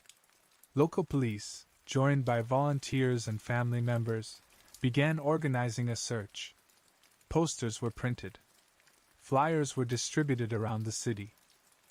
News outlets picked up the story, broadcasting Kelsey's image widely. Still, there were no immediate breakthroughs. What had begun as a routine shopping trip now marked the beginning of a chilling and complex investigation. By the morning of June 3rd, the reality that something was wrong had set in. Kelsey Smith's family had not heard from her since the previous evening, and her failure to return home was entirely out of character. Her father, Greg Smith, with a background in law enforcement, recognized the urgency. He coordinated with local police to initiate a formal search effort. Authorities treated Kelsey's case seriously from the outset. Patrol officers canvassed the area surrounding the Target store. Meanwhile, detectives began gathering information about Kelsey's movements and recent contacts. Her last confirmed location was the retail store, and the vehicle she had driven, a 1990s model Buick, was located in the parking lot. Inside the car, they found personal belongings, including the items she had purchased. However, her cell phone and purse were missing. As news of her disappearance spread, the community mobilized. Volunteers joined search parties. Local media carried urgent appeals for information. Friends and classmates described Kelsey as responsible and kind, emphasizing how unusual it was for her not to check in or return home. Efforts quickly turned to securing surveillance footage from the Target store. Investigators hoped the video might reveal whether Kelsey left alone or in the company of someone else. Target cooperated, and police reviewed hours of digital recordings. That same day, Kelsey's cell phone activity was examined. Investigators attempted to trace its last known location. However, a delay in obtaining specific location data hampered progress. Wireless carriers required a court order, a process that added crucial hours to the timeline. Law enforcement and the family pressed hard, knowing time was critical in abduction cases. Despite these obstacles, police worked relentlessly. They interviewed witnesses, reviewed store transactions, and expanded the search area to nearby neighborhoods, wooded regions, and roadsides. Police dogs were brought in to track any scent leading from the car. The atmosphere was tense, marked by hope that Kelsey might still be alive. Her family continued speaking to the media, urging anyone with information to come forward. The car's location in the Target parking lot suggested she never left the area voluntarily. With no ransom demand and no communication from Kelsey, detectives feared an abduction. But without a suspect or confirmed location, they had few immediate leads. The urgency only grew as the trail began to cool. As the investigation progressed, detectives turned their full attention to the surveillance footage from the Target store. The recordings captured the moments leading up to Kelsey Smith's disappearance, and would soon become the case's pivotal breakthrough. In the video, Kelsey entered the store around 7 p.m. on June 2nd. She moved casually through the aisles, selecting a gift and some personal items. But investigators noticed something troubling. Another shopper, a young man, appeared to be shadowing her movements. He never directly approached her, but he kept a consistent distance, subtly mirroring her path through the store. The footage showed the man loitering in the electronics section before moving into adjacent aisles as Kelsey shopped. His behavior was not overtly aggressive, but it was enough to raise red flags. When Kelsey went to the checkout, the man briefly disappeared from view, only to reappear outside the store. Cameras captured him pacing near the entrance as Kelsey exited. A second camera in the parking lot offered a grim progression. As Kelsey walked to her vehicle, the same man followed. Within moments, the footage showed a struggle near her car. The resolution made it difficult to see precise details, but it was evident that Kelsey was forced into the vehicle. The car then left the parking lot, driven away by someone. This chilling sequence confirmed what police had feared: Kelsey had been abducted. Authorities quickly disseminated images of the suspect from the store footage. The public was asked for help in identifying the man. Local media aired stills from the video, and tips began flowing in. The man's appearance was described as Caucasian, in his early 20s, with short hair and a medium build. He wore a white shirt and dark pants. Investigators hoped someone would recognize him or provide a name. Though the images weren't perfect, they generated significant leads. Police worked rapidly to cross-reference known offenders and individuals with matching physical descriptions. The community remained on edge. In the days following Kelsey's disappearance, the footage played repeatedly on television, a haunting reminder of how suddenly and silently an abduction could occur. Meanwhile, detectives pursued the suspect's movements before and after his time in the store. Other surveillance systems from nearby businesses were reviewed. Some videos showed the same vehicle Kelsey drove leaving the area shortly after the abduction. It was a clue that could help establish direction and timing. With the suspect's face now in public view, investigators intensified their search. The man in the video had become the central figure in a case that gripped the city, and time was quickly running out. With the suspect's image widely circulated and the surveillance footage confirming an abduction, public engagement surged. Tips flooded in from across the Kansas City area. Some callers believed they had seen the man in the footage before. Others offered leads on vehicles or suspicious behavior near the store. Law enforcement teams worked around the clock to vet each submission. But the investigation faced a persistent obstacle. While they had access to Kelsey's phone records, her phone's precise location data remained out of reach. The cell phone carrier, bound by privacy regulations, required a formal legal order before releasing the information. The delay cost valuable time. Investigators and Kelsey's family pushed for immediate access, knowing the device could provide the most direct clue to her whereabouts. Eventually, the necessary authorization was secured. Cell phone pings placed the phone in a general area near Longview Lake in Missouri, about 20 miles from where Kelsey was last seen. Search teams mobilized to comb the area. The terrain around the lake was dense and wooded, complicating efforts. Multiple law enforcement agencies joined the operation, including federal teams. Helicopters scanned from above while ground crews conducted coordinated sweeps through fields, forested patches, and shoreline. Boats were deployed to cover water access points. Volunteers, driven by empathy and urgency, assisted in less dangerous zones. The sense of time slipping away was palpable. The deeper into the search they went, the more urgent the need to find Kelsey became. Her family remained active in the public eye, issuing statements and appearing on television, pleading for her safe return and thanking the community for its help. As tips continued to arrive, investigators started narrowing in on potential suspects. Among the responses was one that stood out, a name provided by someone who recognized the man from the target footage. The information was corroborated by another tipster who noted seeing a suspicious vehicle similar to Kelsey's near Longview Lake the night she vanished.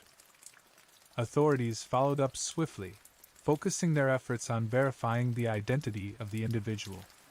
They also increased their presence in the Longview Lake region. The convergence of digital tracking, witness accounts, and vehicle sightings brought them closer to the truth. Even as hope persisted, the tone of the search began to shift. Rescue operations slowly evolved into a recovery mission. Investigators knew that the longer it took to locate Kelsey, the lower the chances of finding her alive. On the evening of June 6, 2007, 4 days after Kelsey Smith's disappearance, the search came to a devastating conclusion. Guided by refined cell phone data, law enforcement teams revisited a stretch of wooded terrain near Longview Lake, Missouri. The area had been part of earlier search efforts, but now the focus tightened to a specific, less accessible zone. Around 1:30 p.m., a search team discovered a body concealed in high grass and brush, about 20 yards from a road leading into the park. The location was remote, shielded by natural cover, and not immediately visible from the main pathways. The condition of the remains indicated they had been there for several days. Based on physical description and clothing, authorities quickly suspected the worst. Later that day, the Johnson County medical examiner confirmed the identity. It was Kelsey Smith. An autopsy revealed that Kelsey had been strangled. There were signs of physical assault, but no clear evidence indicating how long she had been alive after the abduction. Authorities believed she had been killed the same day she was taken, likely within hours. The news of Kelsey's death hit the community hard. Vigils that had previously been filled with hope turned somber. Flags were lowered, and local businesses posted messages of sympathy. Her family, who had maintained public composure during the search, now faced the overwhelming grief of loss. In statements to the press, they thanked those who had joined the search, supported their efforts, and shared their pain. The discovery prompted renewed urgency within the investigation. Now that Kelsey had been found, police accelerated their efforts to arrest the person responsible. Detectives redoubled efforts to trace the timeline between the target parking lot and the wooded area where her body was recovered. They sought to determine when and how the killer had transported her, and whether anyone else had seen or heard anything unusual in the vicinity of the lake. The location of the body, combined with the timing of her disappearance and the cell phone ping data, formed a critical part of the forensic timeline. Analysts reconstructed the suspect's route based on surveillance footage, traffic cameras, and digital data. The focus also shifted toward physical evidence. Forensic teams combed the crime scene meticulously.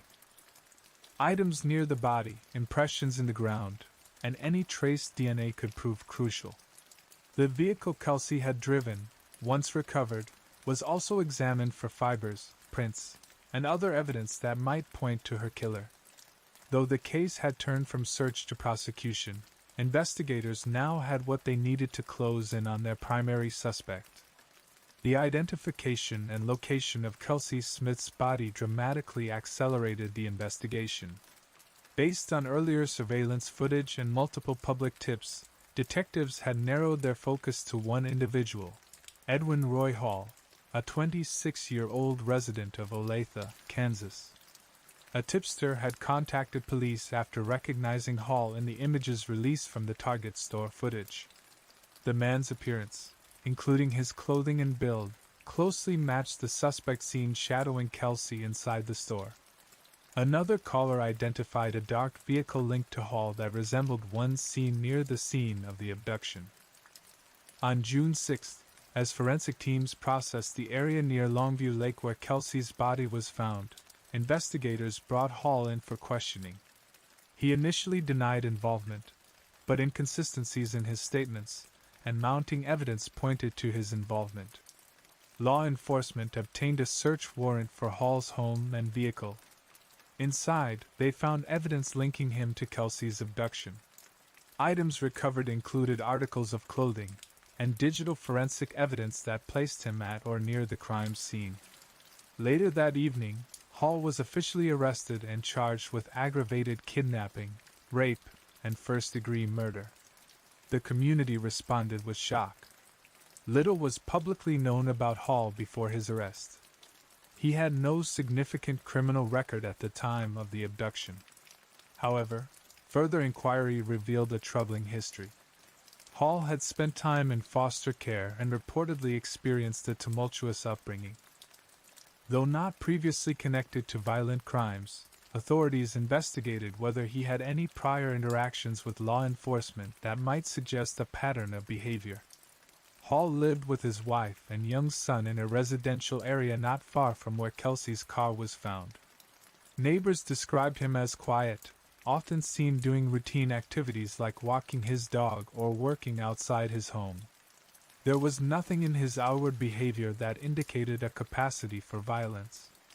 As Hall sat in custody, detectives continued to build their case. Surveillance data, forensic results, and digital records were combined to form a coherent sequence of events. Cell phone records from both Hall and Kelsey were compared, along with GPS data and call logs. Forensic testing on Hall's vehicle confirmed biological evidence matching Kelsey, reinforcing the timeline that placed her in his custody shortly after the abduction. The arrest provided a measure of closure for Kelsey's family and the wider community. But it also raised profound questions: how a seemingly ordinary man could carry out such a brutal act, and whether anything could have been done to prevent it. Following the arrest of Edwin Hall, the legal process began swiftly. He was formally charged with first-degree murder, aggravated kidnapping, and aggravated sodomy. The charges carried the possibility of the death penalty under Kansas law.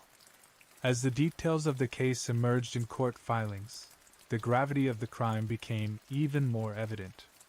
Hall initially appeared emotionless during his first court appearance. Dressed in an orange jumpsuit and restrained, he spoke little, acknowledging the charges with brief responses.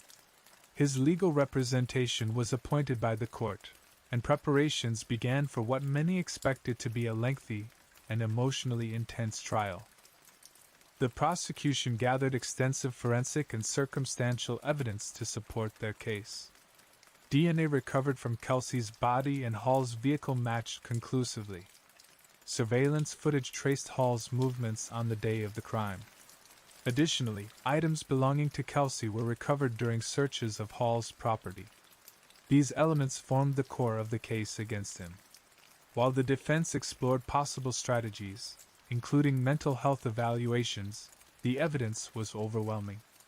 After several months of legal maneuvering and discussions behind closed doors, Hall made a critical decision. On July 23, 2008, more than a year after the crime, he entered a guilty plea to all charges. The plea eliminated the need for a trial. In a brief but emotionally charged hearing, Hall admitted to abducting, assaulting, and killing Kelsey Smith. His plea spared the family the trauma of a full trial, but came with the weight of finality. The court imposed the maximum penalty: life in prison without the possibility of parole. The sentencing judge noted the brutality and senselessness of the crime in delivering the decision. Hall was remanded to a high-security prison facility to begin serving his sentence. During the sentencing hearing, Kelsey's family addressed the court. They spoke of their loss, of Kelsey's kindness, her intelligence, and the future that had been taken from her. Their words were not just for the record, they were a public testament to the impact of her death. Though justice had been served in a legal sense, there was no celebration. The outcome provided accountability, but it could not undo what had been done. The case had concluded in court, but its broader implications would continue to resonate. In the months following Kelsey Smith's murder, her family shifted their grief into action. While mourning their daughter, they began to ask pointed questions about the challenges law enforcement faced during the critical early hours of the investigation. One issue stood out starkly: the delay in obtaining her cell phone's location data. Cellular providers, bound by federal privacy laws, had required a subpoena or court order before releasing Kelsey's phone location. This delay had stalled search efforts during a time when every minute mattered. Though the data was eventually released, it came only after legal intervention, hours lost in what investigators believed were the final moments of Kelsey's life. Determined to prevent similar barriers in future cases, Kelsey's parents began advocating for legislative reform. Their goal was clear: to create a law that would allow law enforcement immediate access to location information from wireless carriers in cases of abduction or immediate danger without the need for prior court approval. Their efforts gained swift traction in Kansas. With bipartisan support, lawmakers drafted what would become known as the Kelsey Smith Act. The legislation authorized law enforcement agencies to obtain cell phone location data without delay when a person's life or physical safety was in jeopardy. The bill passed rapidly through the Kansas legislature and was signed into law in 2009. It marked a significant shift in how technology could be used to respond more quickly to emergencies. Under the new law, delays like the one that occurred in Kelsey's case could be avoided. Encouraged by this success, Kelsey's parents worked to bring the legislation to other states. They testified before lawmakers, shared their experience, and emphasized the urgency of real-time access in life-threatening situations. Over the following years, numerous other states adopted their own versions of the Kelsey-Smith Act. Each version varied slightly in scope and procedure, but the core principle remained: removing bureaucratic barriers when lives are at stake. The advocacy also sparked national conversations about the balance between privacy and emergency response, particularly in cases of child abduction or violent crime. The act became one of the most tangible legacies of Kelsey's case. It was a direct response to the tragedy that had unfolded, and a tool aimed at saving lives in the future. In the wake of their daughter's murder, and the passage of legislation bearing her name, Kelsey Smith's family continued to build on their advocacy efforts. Determined that her life and death would have lasting meaning, they established the Kelsey Smith Foundation. Its mission was clear: to promote safety awareness and support the families of missing persons. The foundation focused on education and prevention. It developed programs aimed at teaching teenagers and young adults how to recognize potentially dangerous situations and how to respond.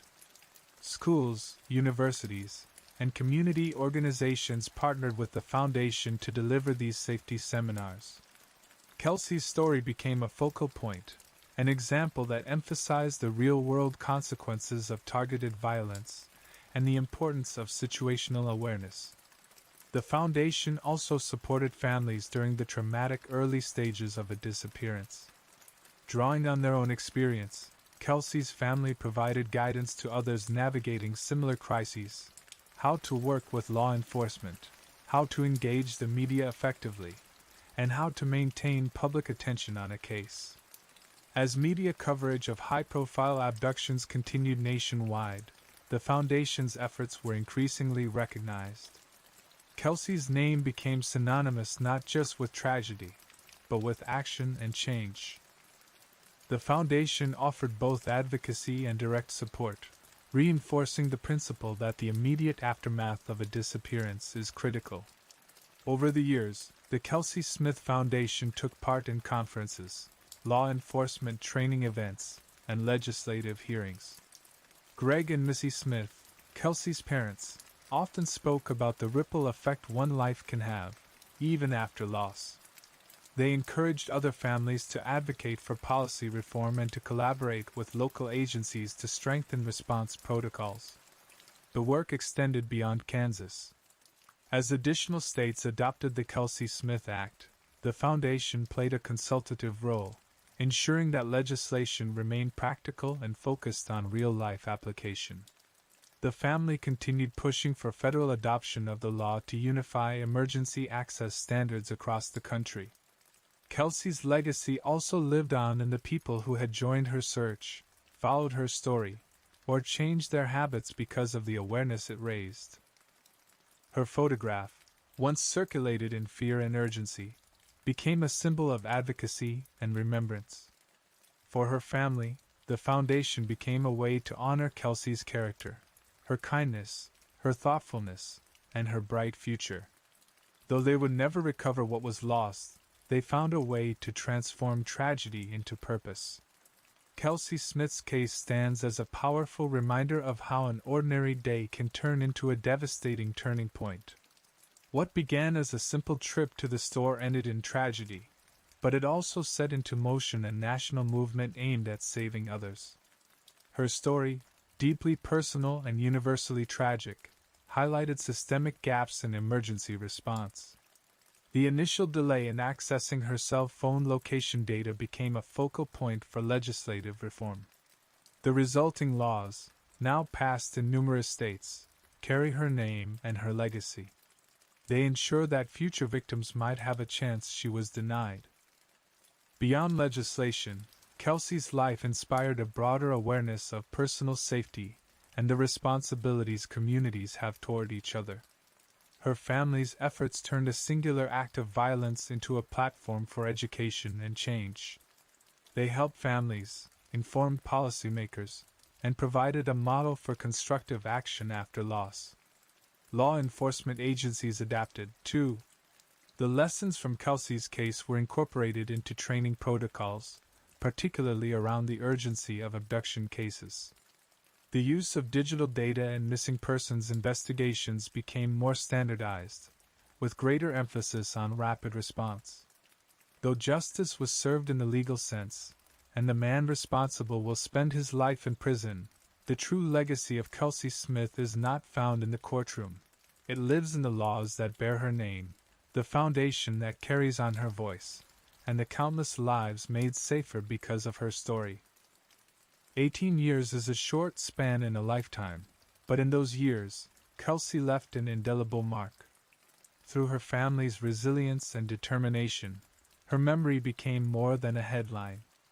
It became a force for change, one that continues to echo across communities, states, and lives.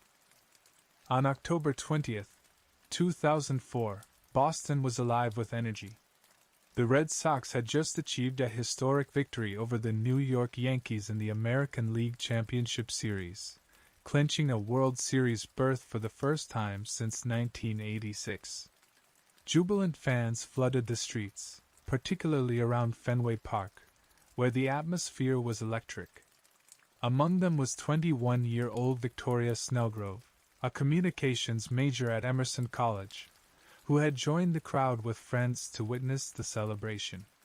As the night wore on, the jubilant mood began to shift. Police had been dispatched throughout the city in anticipation of potential disturbances.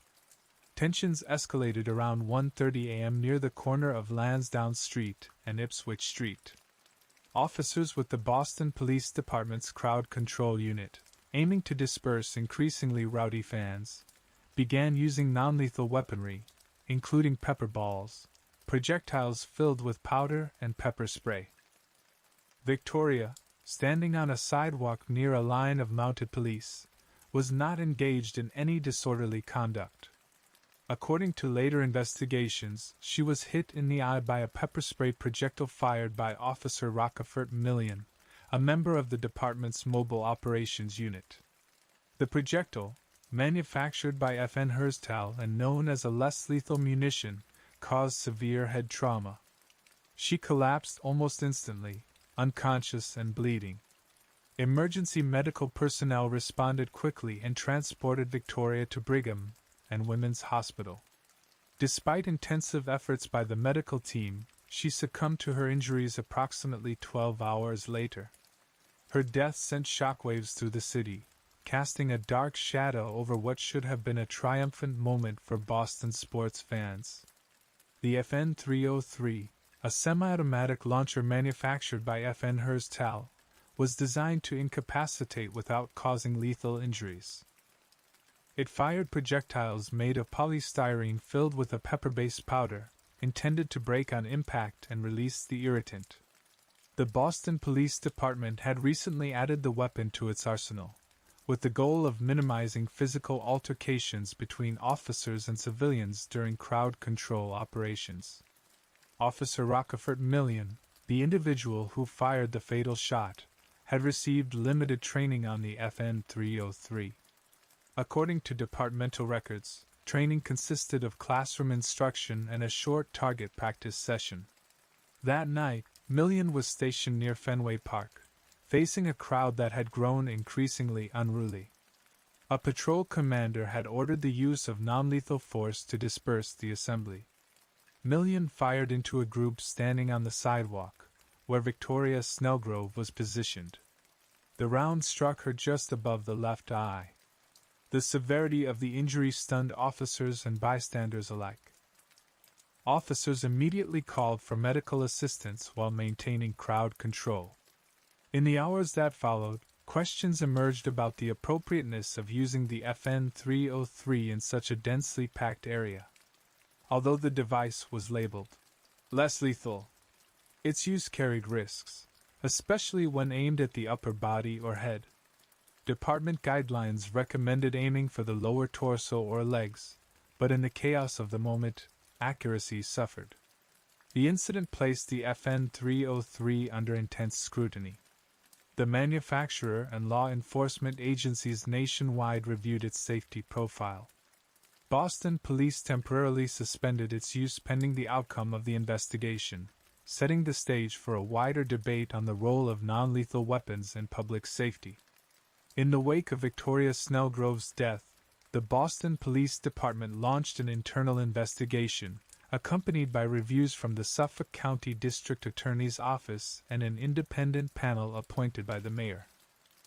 The focus was to determine how a supposedly non-lethal weapon had caused a fatal injury, and whether proper protocols had been followed. Interviews were conducted with officers deployed that night, including Officer Millian and his commanding officers. Surveillance footage and video taken by bystanders were collected to reconstruct the sequence of events leading to the shooting. Medical reports confirmed that the projectile had fractured Victoria's skull and lodged in her brain, leading to rapid cerebral swelling. The district attorney's office declined to pursue criminal charges against Millian, citing a lack of evidence for criminal intent. However, the department's internal affairs unit highlighted failures in training, weapon deployment, and tactical decision-making. A critical finding was that officers had not been adequately instructed on where to aim the FN 303 during real-world crowd control scenarios. Furthermore, the chaotic environment, insufficient supervision, and poor communication contributed to the misfire. An external review panel, led by former U.S. Attorney Donald Stern, issued a comprehensive report condemning the use of the FN 303 under the conditions that existed that night. The report emphasized that the crowd was largely celebratory, not violent, and that deploying such a weapon into that context was inappropriate and reckless. Public reaction to the report was swift. Citizens and advocacy groups demanded reforms in police crowd control tactics. The mayor's office and police leadership faced mounting pressure to implement changes. For Victoria's family, the findings confirmed their worst fears, that a celebration had turned deadly due to systemic failures rather than the isolated actions of one officer.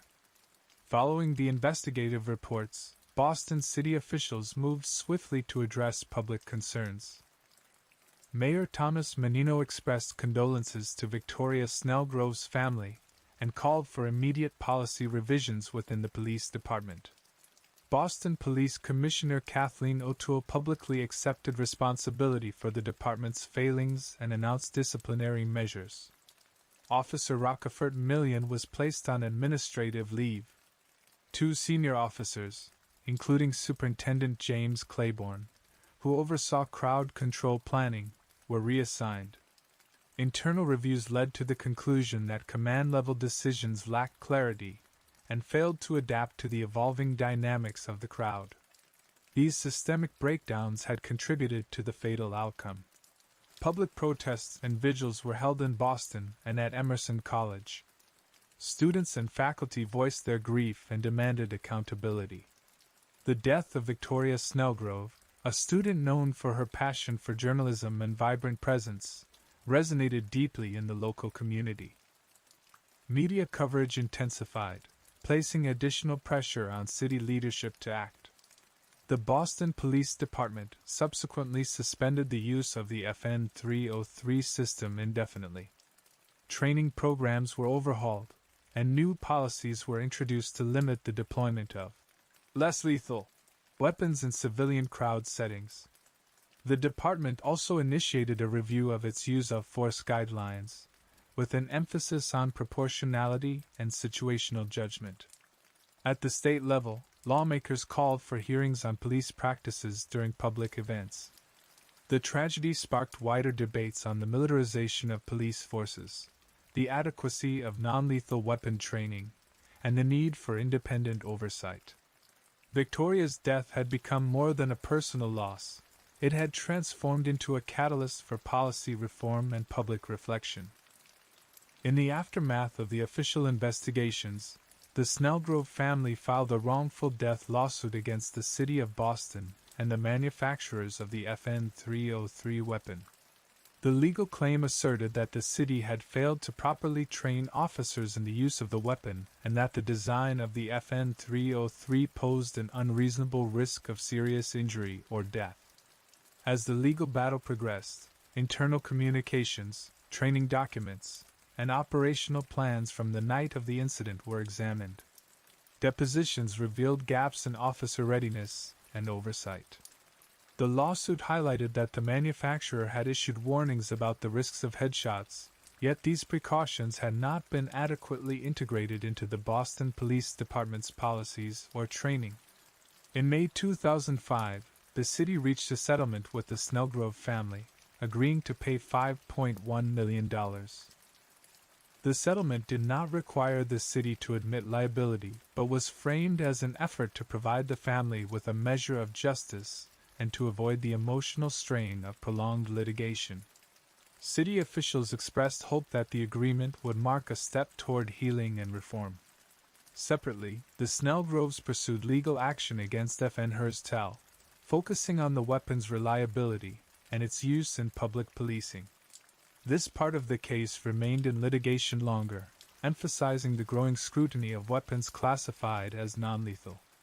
The legal claims questioned the company's responsibility in promoting the weapon to law enforcement agencies without sufficient evidence of its safe application in dynamic, real-world settings.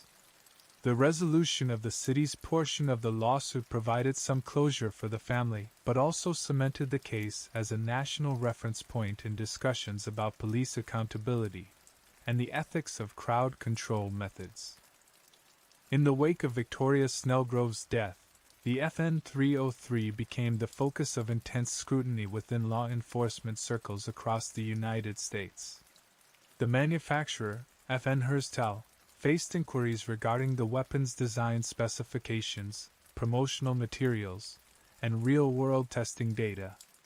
Law enforcement agencies that had adopted the FN 303 for riot and crowd control began reevaluating its place in their arsenals. The Boston Police Department immediately suspended the use of the weapon pending further investigation. Other cities followed suit, including Los Angeles and Seattle, initiating independent reviews to assess the weapon's safety. Agencies requested technical data from FN Herstal and began conducting controlled tests to determine the projectile's potential for causing serious injury at various ranges and under different conditions. Findings from independent evaluations revealed inconsistencies in projectile behavior, particularly at close range. While the FN 303 was marketed as accurate and designed to reduce the likelihood of penetration or blunt force trauma, real-world incidents suggested otherwise. The lack of standardized training protocols further compounded the risk. Training records from several departments indicated that officers received minimal instruction in aiming and deployment under stress. The design of the FN 303, a relatively heavy and bulky launcher, also proved difficult to handle accurately in crowded or dynamic environments. These factors raised questions about whether the weapon could be reliably used in compliance with safe use guidelines. Public safety commissions in several jurisdictions issued statements advising caution or recommending discontinuation of the FN 303. The debate contributed to a broader conversation about the definition of less lethal and the need for transparency in weapons procurement and deployment. For many agencies, the Snellgrove case became a turning point. The FN 303, once seen as a technological advancement in policing, was now a symbol of the potential dangers of inadequately tested and implemented crowd control methods.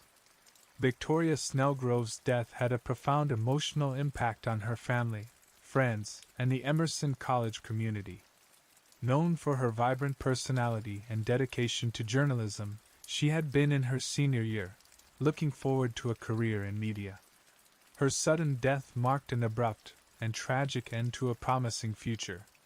In the months following the incident, memorials were organized to honor Victoria's life. Emerson College held a candlelight vigil attended by students, faculty, and city residents.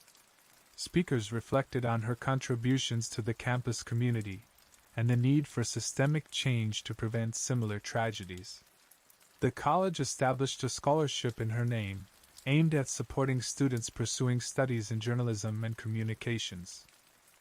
The Victoria Snellgrove Memorial Fund became a way for her memory to endure through the advancement of others' academic dreams. The initiative was supported by donations from individuals moved by her story and from civic leaders committed to fostering positive change. Outside the academic community, Victoria's family remained actively involved in public discussions about police reform and non-lethal weapons policy. They spoke at public forums and participated in panels focused on policing standards and accountability. Their efforts helped shape broader conversations about the responsibilities of law enforcement during public events. The Snellgroves' advocacy contributed to the momentum for statewide legislation requiring detailed reporting and oversight of non-lethal weapon use. Victoria's name became a central reference point in hearings, symbolizing the human cost of insufficient safeguards and training. As the years passed, the memory of Victoria Snellgrove remained vivid in Boston. Her story continued to resonate, serving as both a cautionary tale and a rallying cry for improved practices in law enforcement and public safety. In the aftermath of the incident and subsequent investigations, the Boston Police Department implemented a series of internal reforms designed to prevent future tragedies involving less lethal weapons. These changes were part of a broader shift in departmental culture, prompted by both public pressure and internal reflection. Training protocols were overhauled to include detailed guidance on the use of non-lethal weapons, particularly regarding target zones and risk assessment. Officers were required to complete mandatory refresher courses and practical evaluations under simulated high-stress conditions. The department also revised its crowd management strategies, placing greater emphasis on de-escalation techniques and communication. Command structures during large-scale public events were clarified to ensure accountability and rapid response to emerging risks. Incident command officers were provided with real-time monitoring tools and empowered to halt operations if safety guidelines were not strictly observed. These steps aim to create a more controlled and disciplined approach to crowd control. In parallel, civilian oversight of police operations was strengthened. The city expanded the authority of its police oversight board, granting it access to disciplinary records and the power to recommend policy changes. The board was tasked with reviewing all use of force incidents involving non-lethal weapons and issuing public reports on their findings. Other law enforcement agencies in Massachusetts and across the country took note of the Boston reforms. Several cities incorporated lessons from the Snellgrove case into their own operational manuals. National law enforcement associations began including case studies and training curriculums, using the incident as an example of the unintended consequences that can arise from incomplete planning and inadequate supervision. These policy and cultural shifts, while born out of tragedy, marked a significant evolution in how public safety agencies approach the balance between enforcement and the protection of civil rights during public gatherings.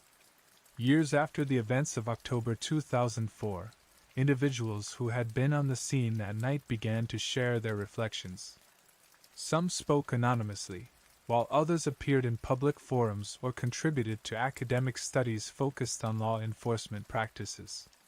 Their accounts provided additional context to the split-second decisions made under pressure and the emotional toll left behind. Officers involved in the crowd control efforts described the intense atmosphere. The noise, movement, and rapid shifts in crowd behavior created a volatile situation. Many acknowledged that while their intention was to maintain public order and safety, the tools and directives they had been given were inadequate for the complexity of the moment. Some officers expressed remorse over the consequences of that night, particularly in relation to Victoria Snellgrove's death. For Officer Millian, whose projectile struck her, The weight of that action endured. Though internal reviews cleared him of criminal wrongdoing, the moral burden remained. Colleagues described the personal impact it had on him, professionally isolating and personally haunting. Medical personnel who treated Victoria recalled the urgency of their efforts. The trauma unit worked to relieve pressure on her brain, but the damage was too severe. Those hours left lasting impressions on the doctors and nurses involved, many of whom later spoke about how the case deepened their awareness of the consequences of urban violence, even when unintended. These first-hand narratives illustrated the human dimensions of the tragedy, how it reshaped not only the lives of the Snellgrove family but also those charged with maintaining order and responding to emergencies. It highlighted the intersections between duty, judgment, and the unforeseen outcomes that can arise in high-stakes environments. In the heart of Coronado, a wealthy enclave near San Diego, California, stands the historic Spreckels Mansion. Built in 1907, the 27-room estate exudes opulence with its colonial revival architecture, a home befitting a man like Jonas Shacknai. As the CEO of Medici's Pharmaceutical, a company known for dermatological products, Shacknai's stature in both business and social circles was firmly established. By mid-2011, he was living in the mansion with his 6-year-old son, Max, and his girlfriend, Rebecca Zahau. Rebecca Zahau, originally from Myanmar and raised in Missouri, was known for her quiet demeanor and strong sense of responsibility, especially toward Max, whom she helped care for. By all appearances, life at the mansion was stable, if not idyllic. But beneath the surface, tensions and complexities lingered. The house was a frequent gathering place for family. In early July 2011, guests included Rebecca's teenage sister, visiting from Missouri, and later Adam Shacknai, Jonah's brother, who arrived from Memphis. These visits would intersect with events that would mark the mansion indelibly in public memory. Located near the Pacific, the Spreckels Mansion's grandeur was offset by the privacy afforded by its high walls and security gates. Despite its seclusion, the house would become the focal point of a tragedy that unfolded with shocking rapidity. As summer advanced, the mansion was a flurry of movement, hospital visits, phone calls, and a growing unease. The unfolding events would challenge investigators, galvanize the public, and fracture families. It all began with a sudden, inexplicable accident that would shatter the image of calm affluence in Coronado. On the morning of July 11, 2011, the peace within the Spreckels Mansion shattered. At approximately 10 a.m., emergency services were called to the residence. 6-year-old Max Shacknai had been found unresponsive at the base of a staircase. According to reports from the scene, he had been in the second-story hallway when something caused him to fall over the banister. A chandelier had also come down, and a Razor scooter was found nearby, suggesting a possible accident during play. Rebecca Zahau, who was home at the time, immediately called for help. Her teenage sister was also in the house.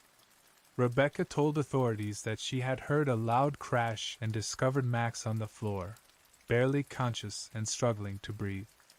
CPR was initiated quickly before paramedics arrived and transported him to Rady Children's Hospital in San Diego. Doctors discovered that Max had suffered extensive injuries, fractures to facial bones, spinal cord trauma, and signs of brain injury due to oxygen deprivation. Despite intensive efforts to stabilize him, his condition remained critical. Jonas Shacknai, who had been away from the mansion, rushed to the hospital upon receiving the news. Over the next 48 hours, Max remained in a coma, his prognosis uncertain. The accident was devastating. The mansion, once a place of security and luxury, now bore the markings of a tragic event. Questions surfaced immediately. How could such a fall happen, and what had led to the injuries? There were no definitive answers. As the police began their inquiry, the household was overwhelmed with grief. The event placed intense emotional strain on everyone close to the boy. Jonah spent much of his time at the hospital. Rebecca was reportedly distraught, feeling personally responsible despite being unable to prevent a fall. For the Zahau and Shacknai families alike, the accident marked the beginning of an unimaginable week. On July 16th, Max was pronounced dead. His organs were donated, in accordance with his family's wishes. The medical examiner ruled the cause of death as blunt force trauma, consistent with a fall. Though the death was ruled accidental, the context and timing would soon become pivotal in another, even more mysterious event. The hours following Max Shacknai's fall weighed heavily on Rebecca Zahau. As the days progressed, she appeared increasingly subdued. On July 12, 2011, with Max still in critical condition, Rebecca remained at the Spreckels mansion. Her sister had returned to Missouri earlier that day. That evening, Adam Shacknai arrived at the mansion from Memphis, responding to the family crisis. That night, only Rebecca and Adam were known to be at the house. Jonah stayed at the hospital with his son. Rebecca spoke briefly by phone with her older sister in Missouri around 8 p.m. Her voice, reportedly calm but sorrowful, conveyed a sense of emotional exhaustion. Later that night, she also spoke with Jonah, who updated her on Max's condition. He informed her that Max's prognosis was grim. After that conversation, Rebecca's behavior remains a matter of reconstruction based on evidence and testimony. She was last known to have used her phone around 10:48 p.m., when a text message was sent to a friend. No further digital activity was detected from her after that time. Adam, who had been in the guest house on the property, later told authorities that he had gone to bed shortly after arriving and taken an Ambien to sleep. He claimed he did not see Rebecca again until the following morning. In the hours between the phone calls and the early light of dawn, Rebecca's movements remain undocumented. There were no neighbors who reported unusual noises or disturbances, and security cameras on the property did not capture footage of the courtyard or inner areas. The mansion, silent from the outside, kept its secrets behind closed doors. By early morning, the events that unfolded would draw intense scrutiny, not only because of the circumstances but because of the questions they raised. Rebecca Zahau's final hours remain a puzzle of silence, brief messages, and an abrupt end that defied explanation. At approximately 6:45 a.m. on July 13, 2011, Adam Shacknai dialed 911 from the guest house of the Spreckels mansion. He reported discovering Rebecca Zahau's body hanging from a second-story balcony in the main house. Emergency services arrived within minutes. They found her nude, bound at the wrists and ankles, a red rope tied around her neck, and her hands positioned behind her back. Her body was suspended from a balcony facing the mansion's inner courtyard. The scene was unlike any typical suicide. The complexity of the bindings and the condition in which her body was found raised immediate concerns. Investigators noted that her feet were not touching the ground and the rope was looped around a bed in the bedroom she had been using. The room appeared orderly. A knife and other items, including a message painted on a door, "She saved him, can you save her?" were collected as evidence. Adam Shacknai told officers that he had cut Rebecca down before calling 911, then attempted CPR. Responders observed signs of bruising and injuries consistent with hanging but also raised questions about other marks on her body. The medical examiner would later note evidence of head trauma, which would fuel debate about whether these injuries could have occurred during a fall or pointed to foul play. Police immediately began treating the scene as both a potential suicide and a possible homicide. Photographs, forensic samples, and statements were gathered. The mansion was sealed off, and interviews were conducted with Adam, neighbors, and associates. The message painted in black on the bedroom door became a key focal point in the investigation. News of Rebecca's death spread quickly.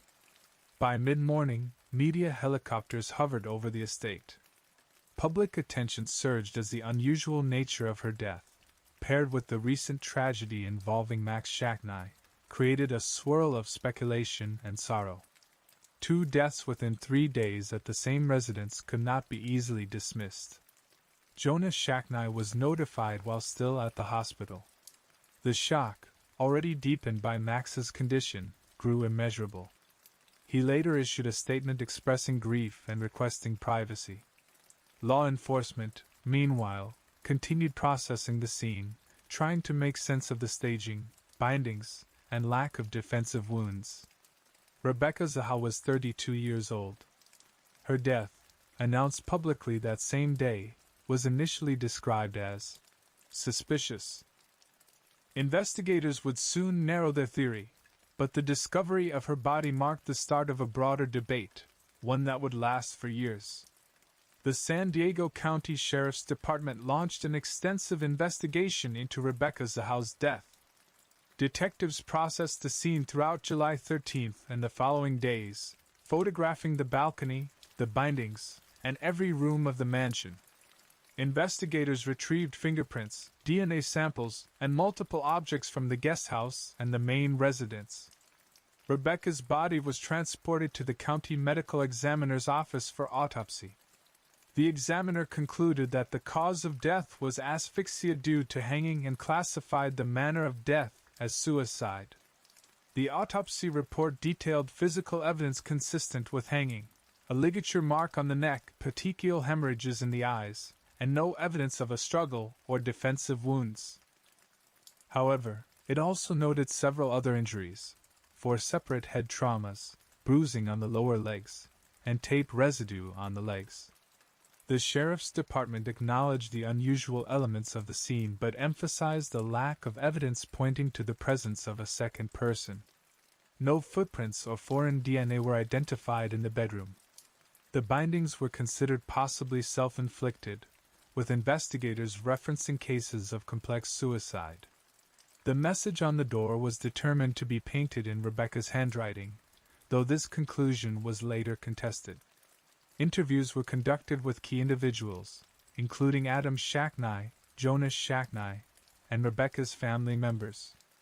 Adam told police that he had gone to sleep early after taking a sleep aid and discovered Rebecca's body when he went to look for her the next morning.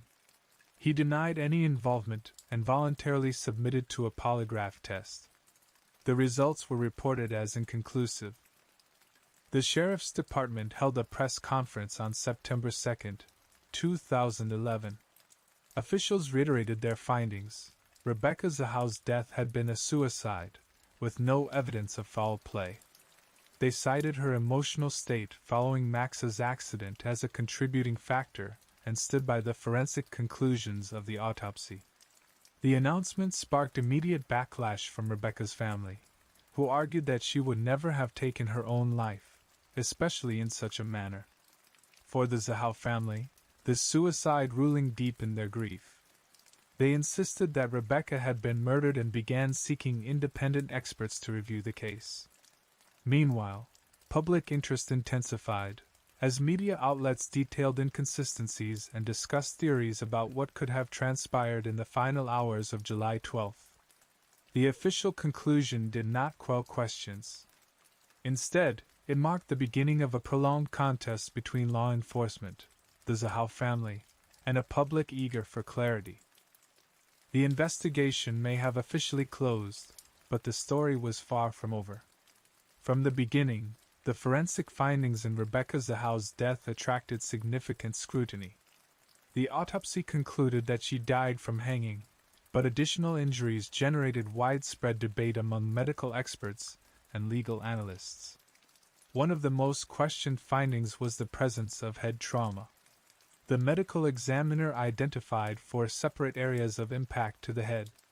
Investigators theorized these could have resulted from Rebecca hitting a balcony or wall during the fall.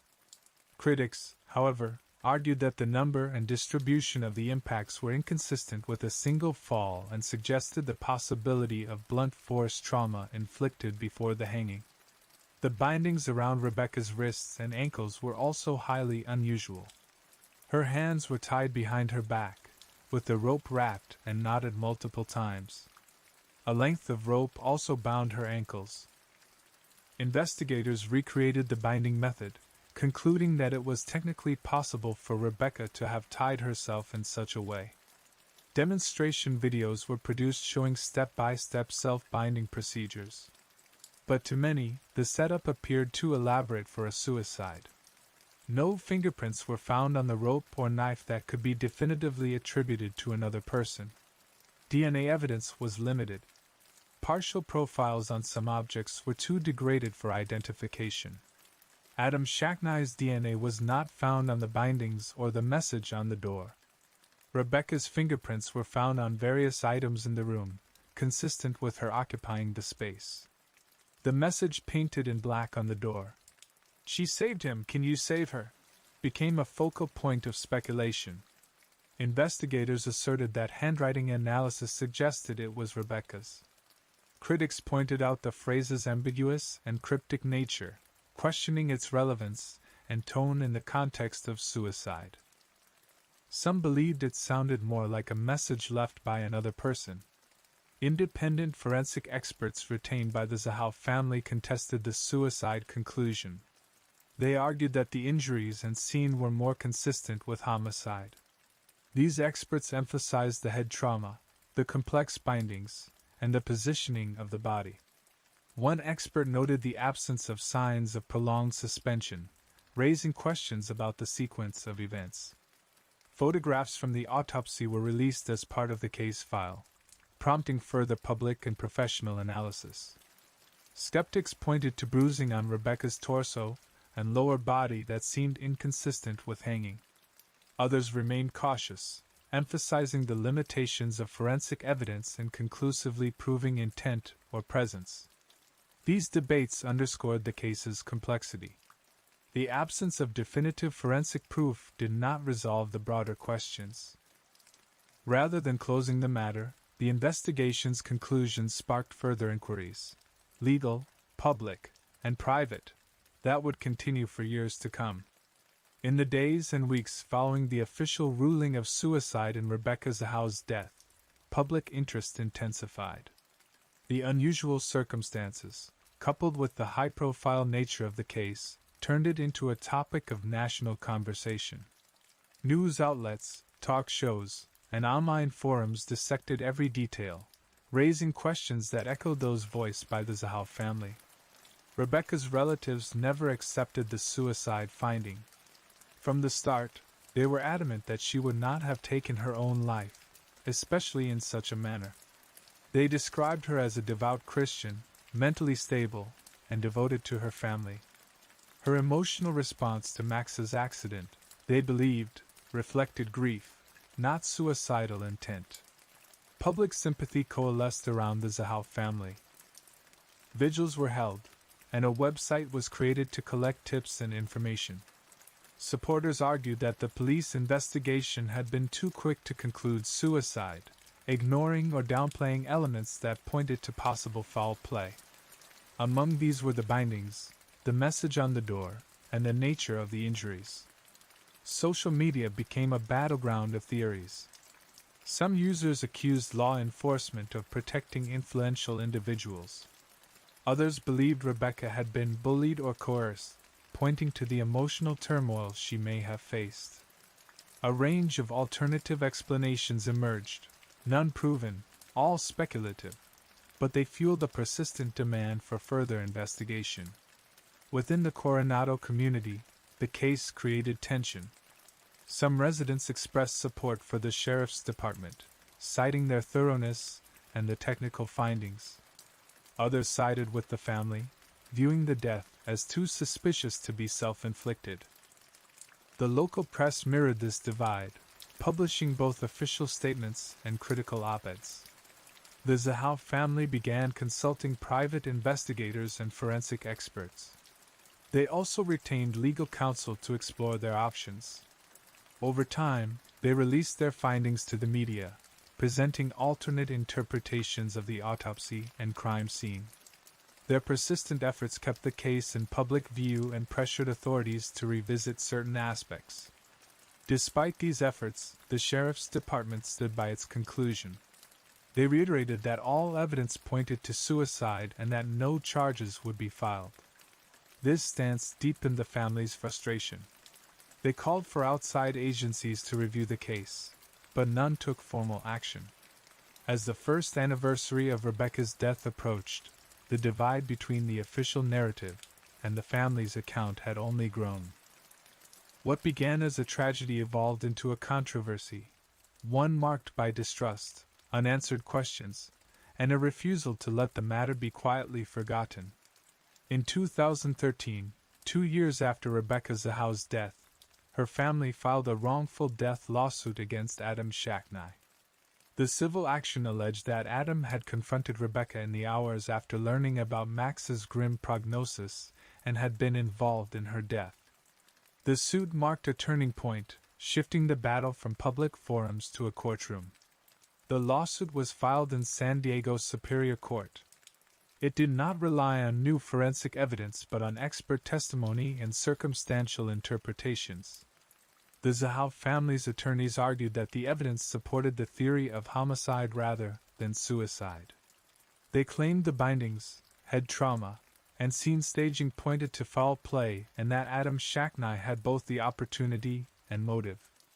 Adam Shacknai, who denied all accusations, countersued for defamation. His legal team insisted there was no physical evidence linking him to a crime. They emphasized the official suicide ruling and the absence of his DNA on key items. The case moved forward to trial in early 2018. During the proceedings, expert witnesses for both sides presented their views. Forensic pathologists, crime scene analysts, and law enforcement professionals gave detailed accounts. The Zahau family's experts focused on inconsistencies in the autopsy and raised questions about the practicality of self-binding in such a precise manner. They also addressed the cryptic message on the door, suggesting it might have been written by someone else. Adam Shacknai's defense team countered by reinforcing the original findings of the San Diego County Sheriff's Department. They argued that suicide was not only plausible but supported by the psychological context and forensic data. Their witnesses challenged the alternative theories as speculative. Over several weeks, the jury heard testimony, reviewed photographs, and considered diagrams and reconstructions of the scene. The trial was not criminal in nature and did not require proof beyond a reasonable doubt, only a preponderance of evidence. In April 2018, the jury delivered a verdict. Adam Shacknai was found responsible for the wrongful death of Rebecca Zahau. The jury awarded damages to her family. The ruling was a civil judgment, not a criminal conviction, but it marked the first legal recognition of the family's claim that Rebecca did not take her own life. Adam Shacknai denied the verdict and filed a motion to overturn it. He continued to assert his innocence. The legal battle was far from over. Within months, a confidential settlement was reached, and the judgment was vacated. The terms of the agreement were not disclosed. The civil case concluded without a final declaration of guilt or innocence. Still, the trial had lasting consequences. It gave the Zahau family a measure of validation and reignited calls for a renewed investigation. The verdict, though later set aside, altered the narrative and left the public with even deeper questions about what truly happened inside the Spreckels mansion. Following the civil trial, the legal landscape surrounding Rebecca Zahau's death shifted once again. Although the jury's verdict had initially sided with the Zahau family, the confidential post-trial settlement between both parties introduced a new layer of ambiguity. In exchange for dismissing the financial judgment, Adam Shacknai agreed to resolve the civil litigation without admitting liability. The court vacated the jury's verdict, and the case officially concluded. For Rebecca's family, the settlement was a strategic decision. While it brought the legal proceedings to a close, it did not equate to closure. They continued to voice their belief that Rebecca had been murdered, using public platforms to call for a reopening of the criminal investigation.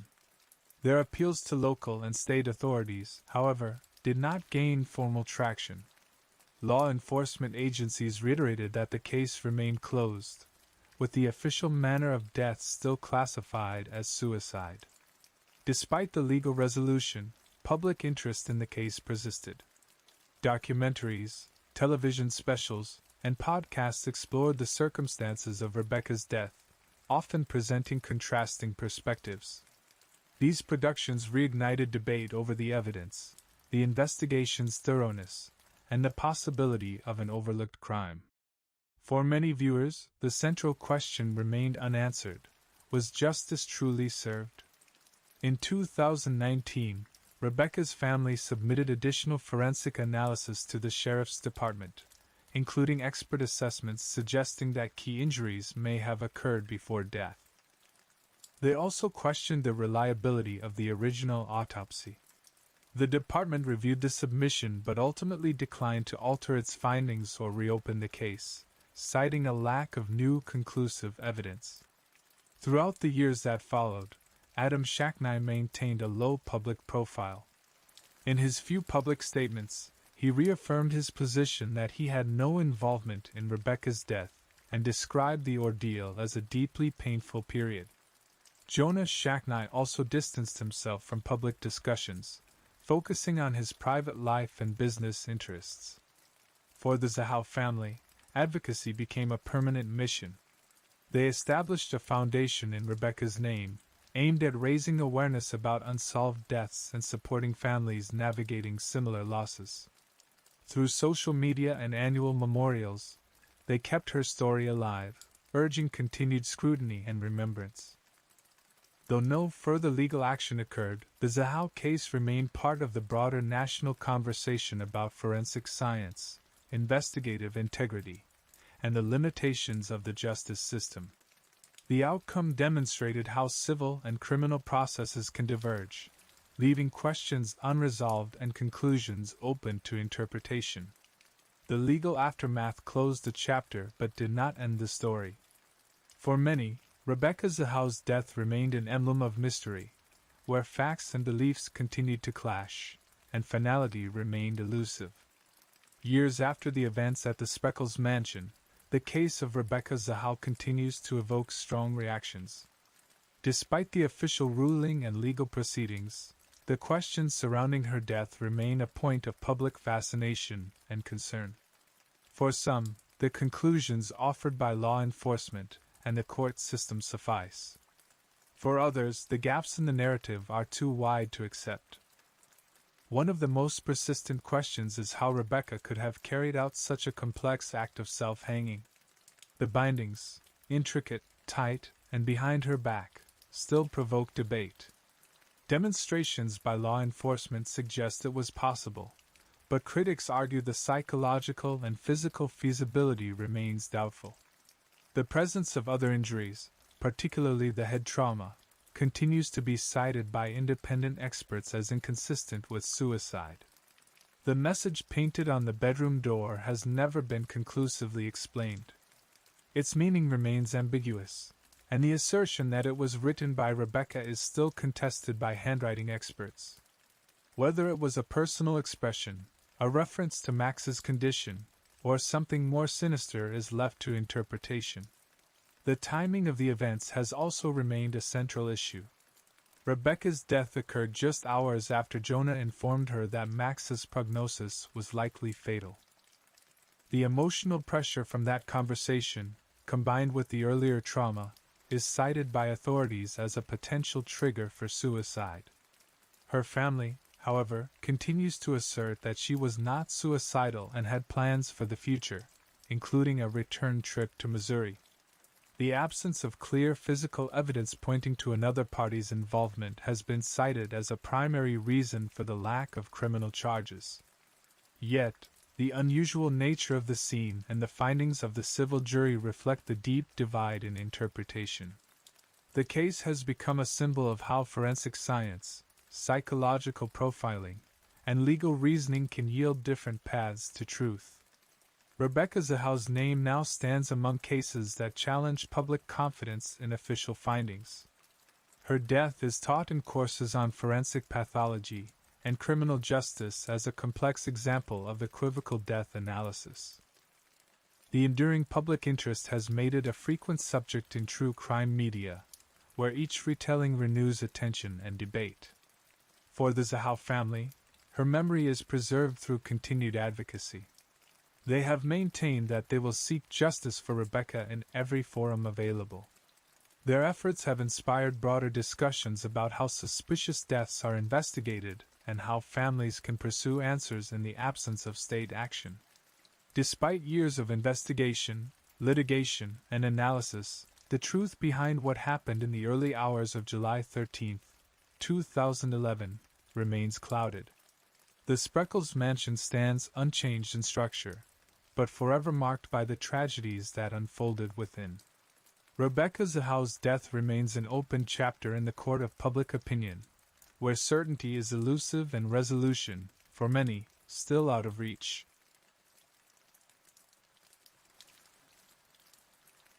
Chandra Whitehead was 24 years old when her life was abruptly and violently ended. A dedicated nurse in Birmingham, Alabama, she had earned a reputation for her compassion and commitment to caring for others. Friends and colleagues described her as ambitious, kind-hearted, and deeply rooted in her faith. She had recently moved into a modest apartment, eager to build her independence and focus on her career. On the morning of May 14, 2007, Chandra failed to report for her scheduled shift at the hospital. This was unusual. Known for her punctuality and professionalism, her absence immediately raised concern. When calls to her phone went unanswered, a coworker contacted her family. Chandra's mother, alarmed, drove to her daughter's apartment. What she found would set off a devastating chain of events. The apartment door was closed but unlocked. Upon entering, Chandra's mother discovered her daughter's body. The scene was gruesome. Police were called to the residence at approximately 11:30 a.m. Arriving to find evidence of a violent struggle. Chandra had suffered multiple injuries, and it was clear to responding officers that she had been murdered. News of the tragedy spread quickly. Local residents expressed shock and sorrow. Candlelight vigils were held in the days that followed, as friends, co-workers, and neighbors gathered to mourn and remember Chandra. Her co-workers at the hospital spoke of her warmth, her tireless energy, and her dreams of one day advancing in the medical field. In a community already weary from violence, the brutality of Chandra's murder hit hard. She had no known enemies. There were no initial signs of forced entry or theft. This left investigators with a troubling scenario. Someone had attacked and killed a young woman in her own home, with no obvious motive and no immediate suspects. Inside the modest apartment where Chandra Whitehead lived alone, investigators encountered a scene that suggested a sudden and frenzied act of violence. The living room showed signs of a struggle: overturned furniture, scattered personal items, and marks on the walls. There were no signs of forced entry, which led detectives to consider whether Chandra had willingly let her killer in or had simply not secured her door. Her body was found in the bedroom. The position of her remains, along with visible injuries, indicated a brutal assault. Preliminary findings pointed to blunt force trauma as a cause of death, but investigators noted multiple wounds that suggested a sustained and violent attack. Blood spatter patterns across the room confirmed that the assault had occurred primarily in the bedroom, though the signs of disturbance extended throughout the apartment. Forensic teams worked meticulously. They collected fibers, fingerprints, and any other trace evidence that could help identify a suspect. A team photographed every corner of the apartment. Blood samples were taken from various locations, and all potential weapons were documented. Among the collected items were strands of hair and a set of fingerprints found on a doorknob and windowpane.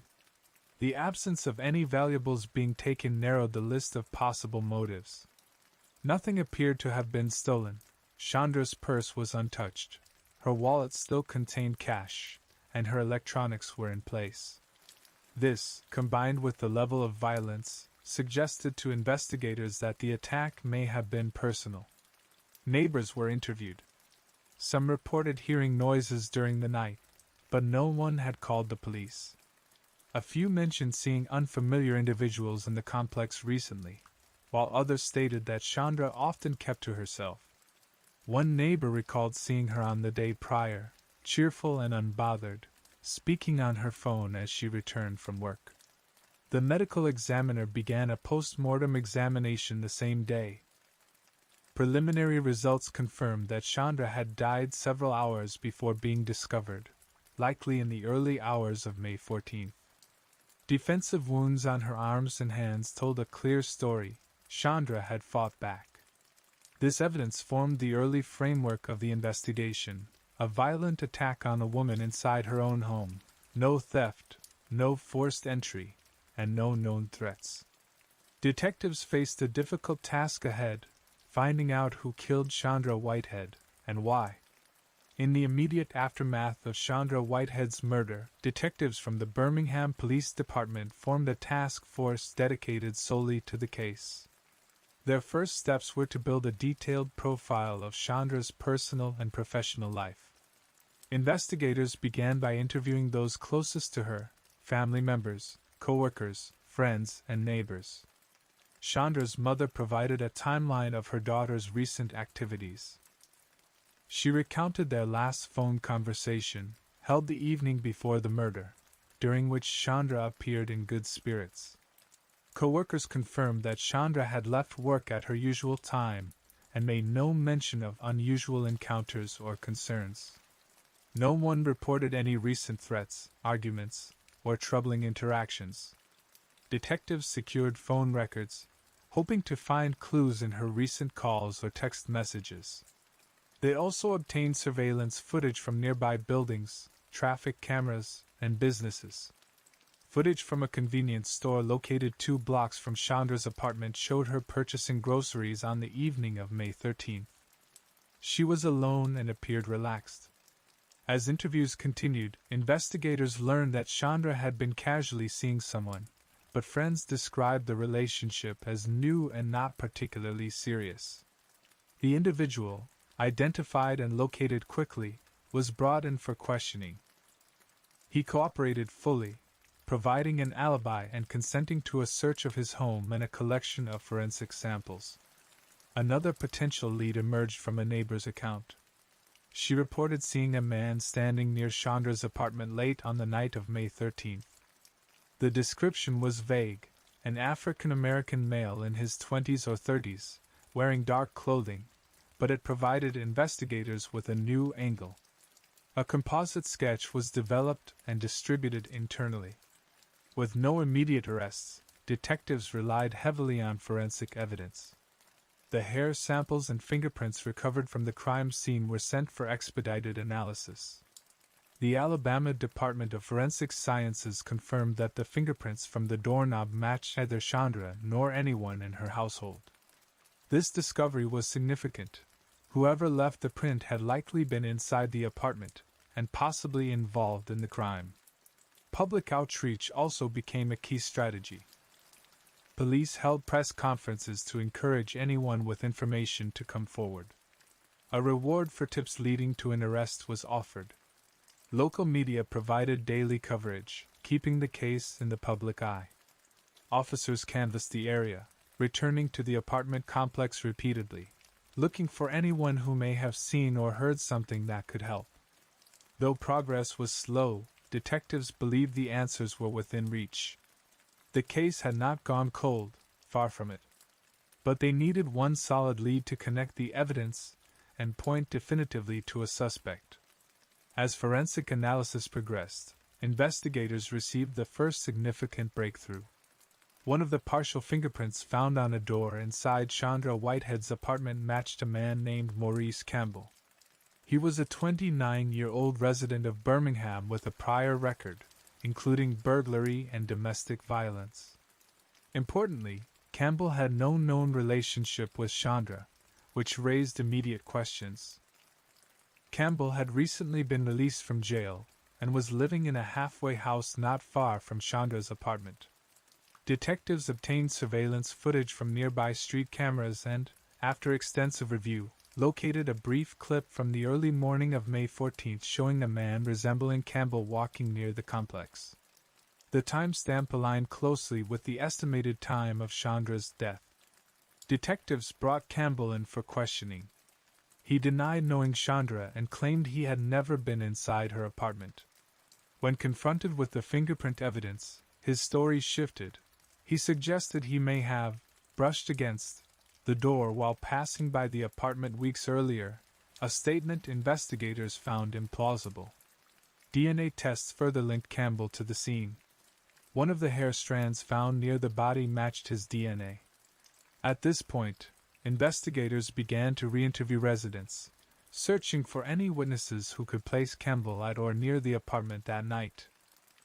A resident from an adjacent unit reported hearing voices and what sounded like a struggle during the early hours of May 14th.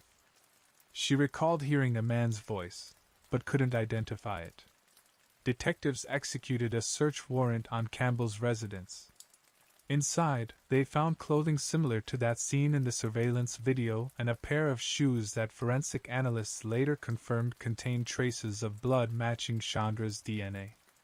The evidence was becoming overwhelming. Meanwhile, investigators revisited earlier assumptions. The lack of forced entry was now being reconsidered in light of Campbell's criminal history. It was possible that Chandra had opened the door unknowingly, or that Campbell had gained entry by deception. Although robbery was ruled out early, police considered whether Campbell's intent may have initially been burglary and escalated once he encountered Chandra inside. Prosecutors were briefed and began preparing charges. The pieces were aligning into a coherent narrative. Campbell had been at the scene, left behind physical evidence, and offered inconsistent statements to police. The district attorney's office believed there was sufficient evidence to proceed with an arrest and formally charge Campbell with the murder of Chandra Whitehead. Maurice Campbell was arrested on the morning of June 5, 2007.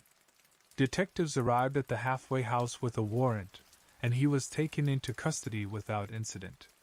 He was formally charged with capital murder, citing the brutality of the crime and the forensic evidence that placed him at the scene.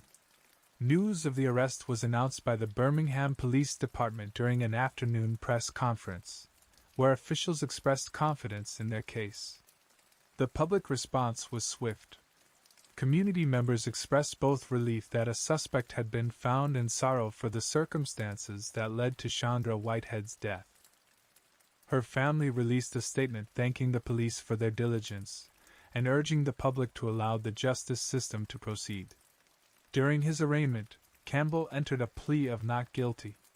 His defense attorney emphasized the absence of direct eyewitnesses and questioned the reliability of the forensic timeline.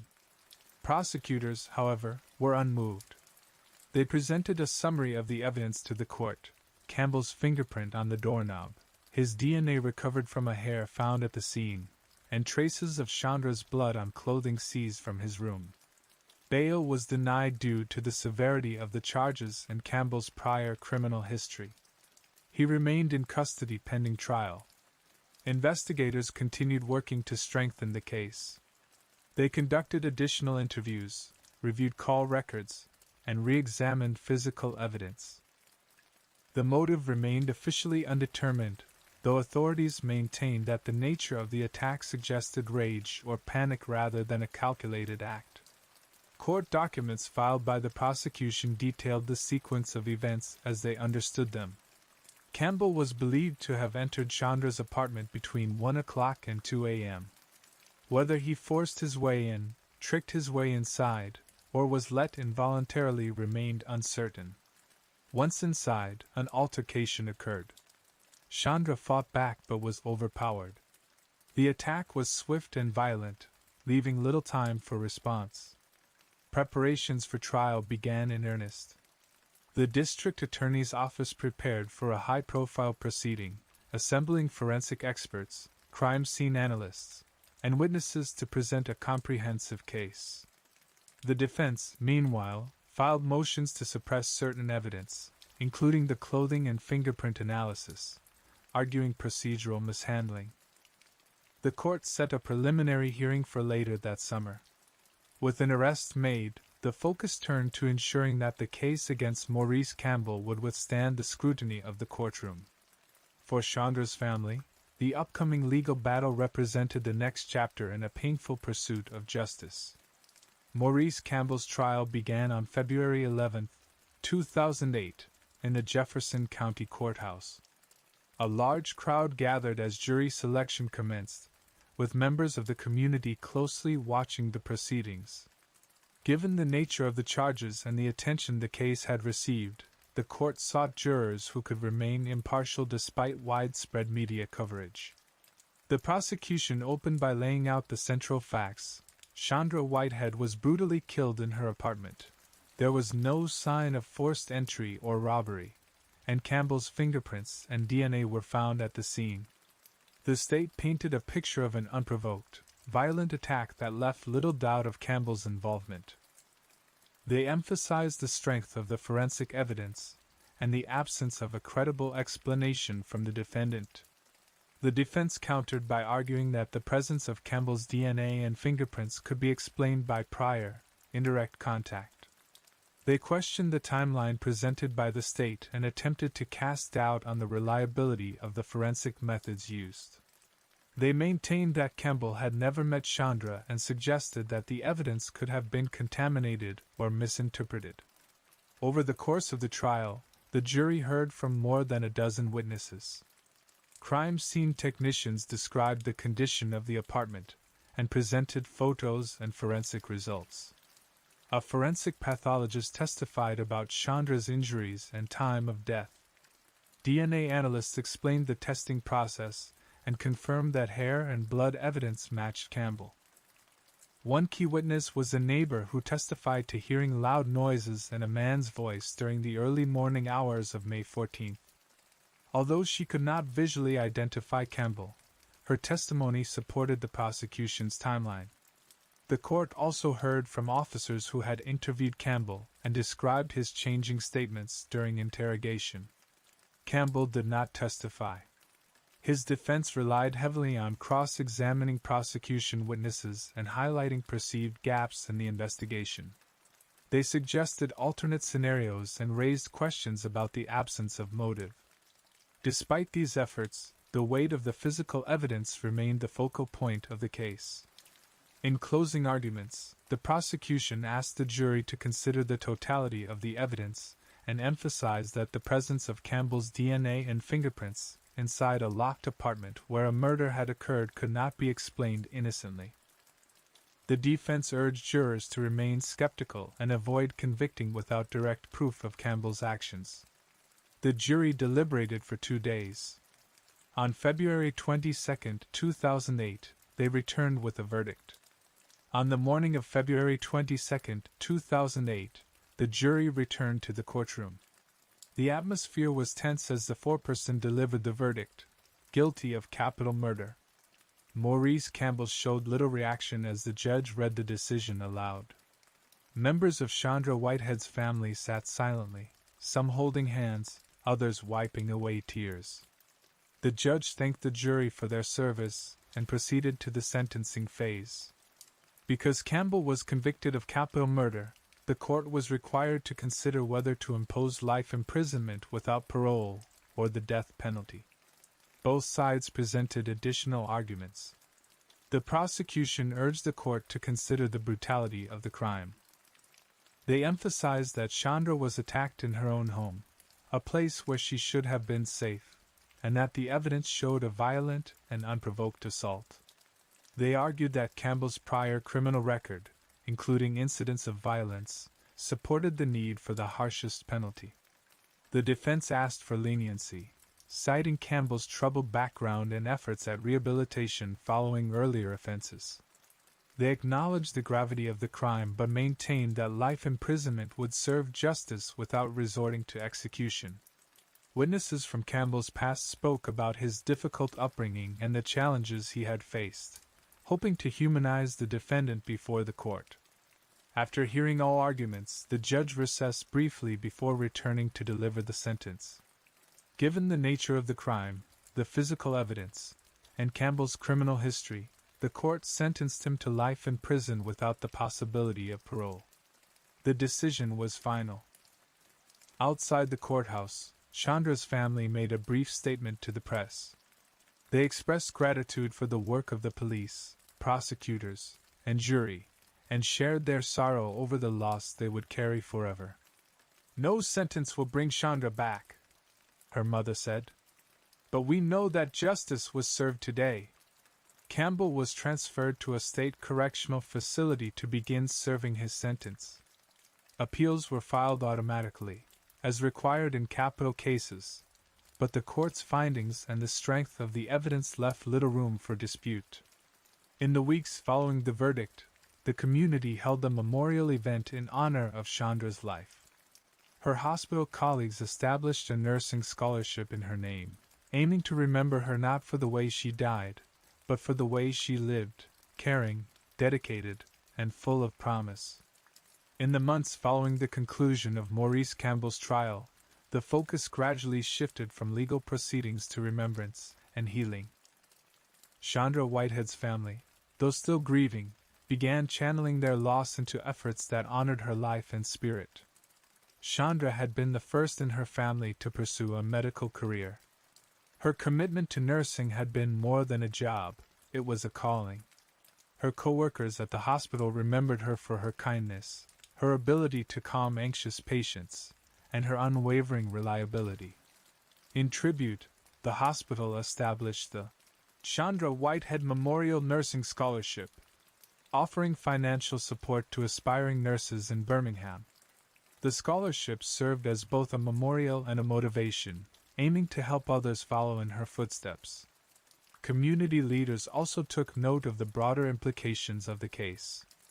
Local advocacy groups highlighted issues of public safety, urging better lighting, increased patrols, and stronger community police partnerships in residential areas.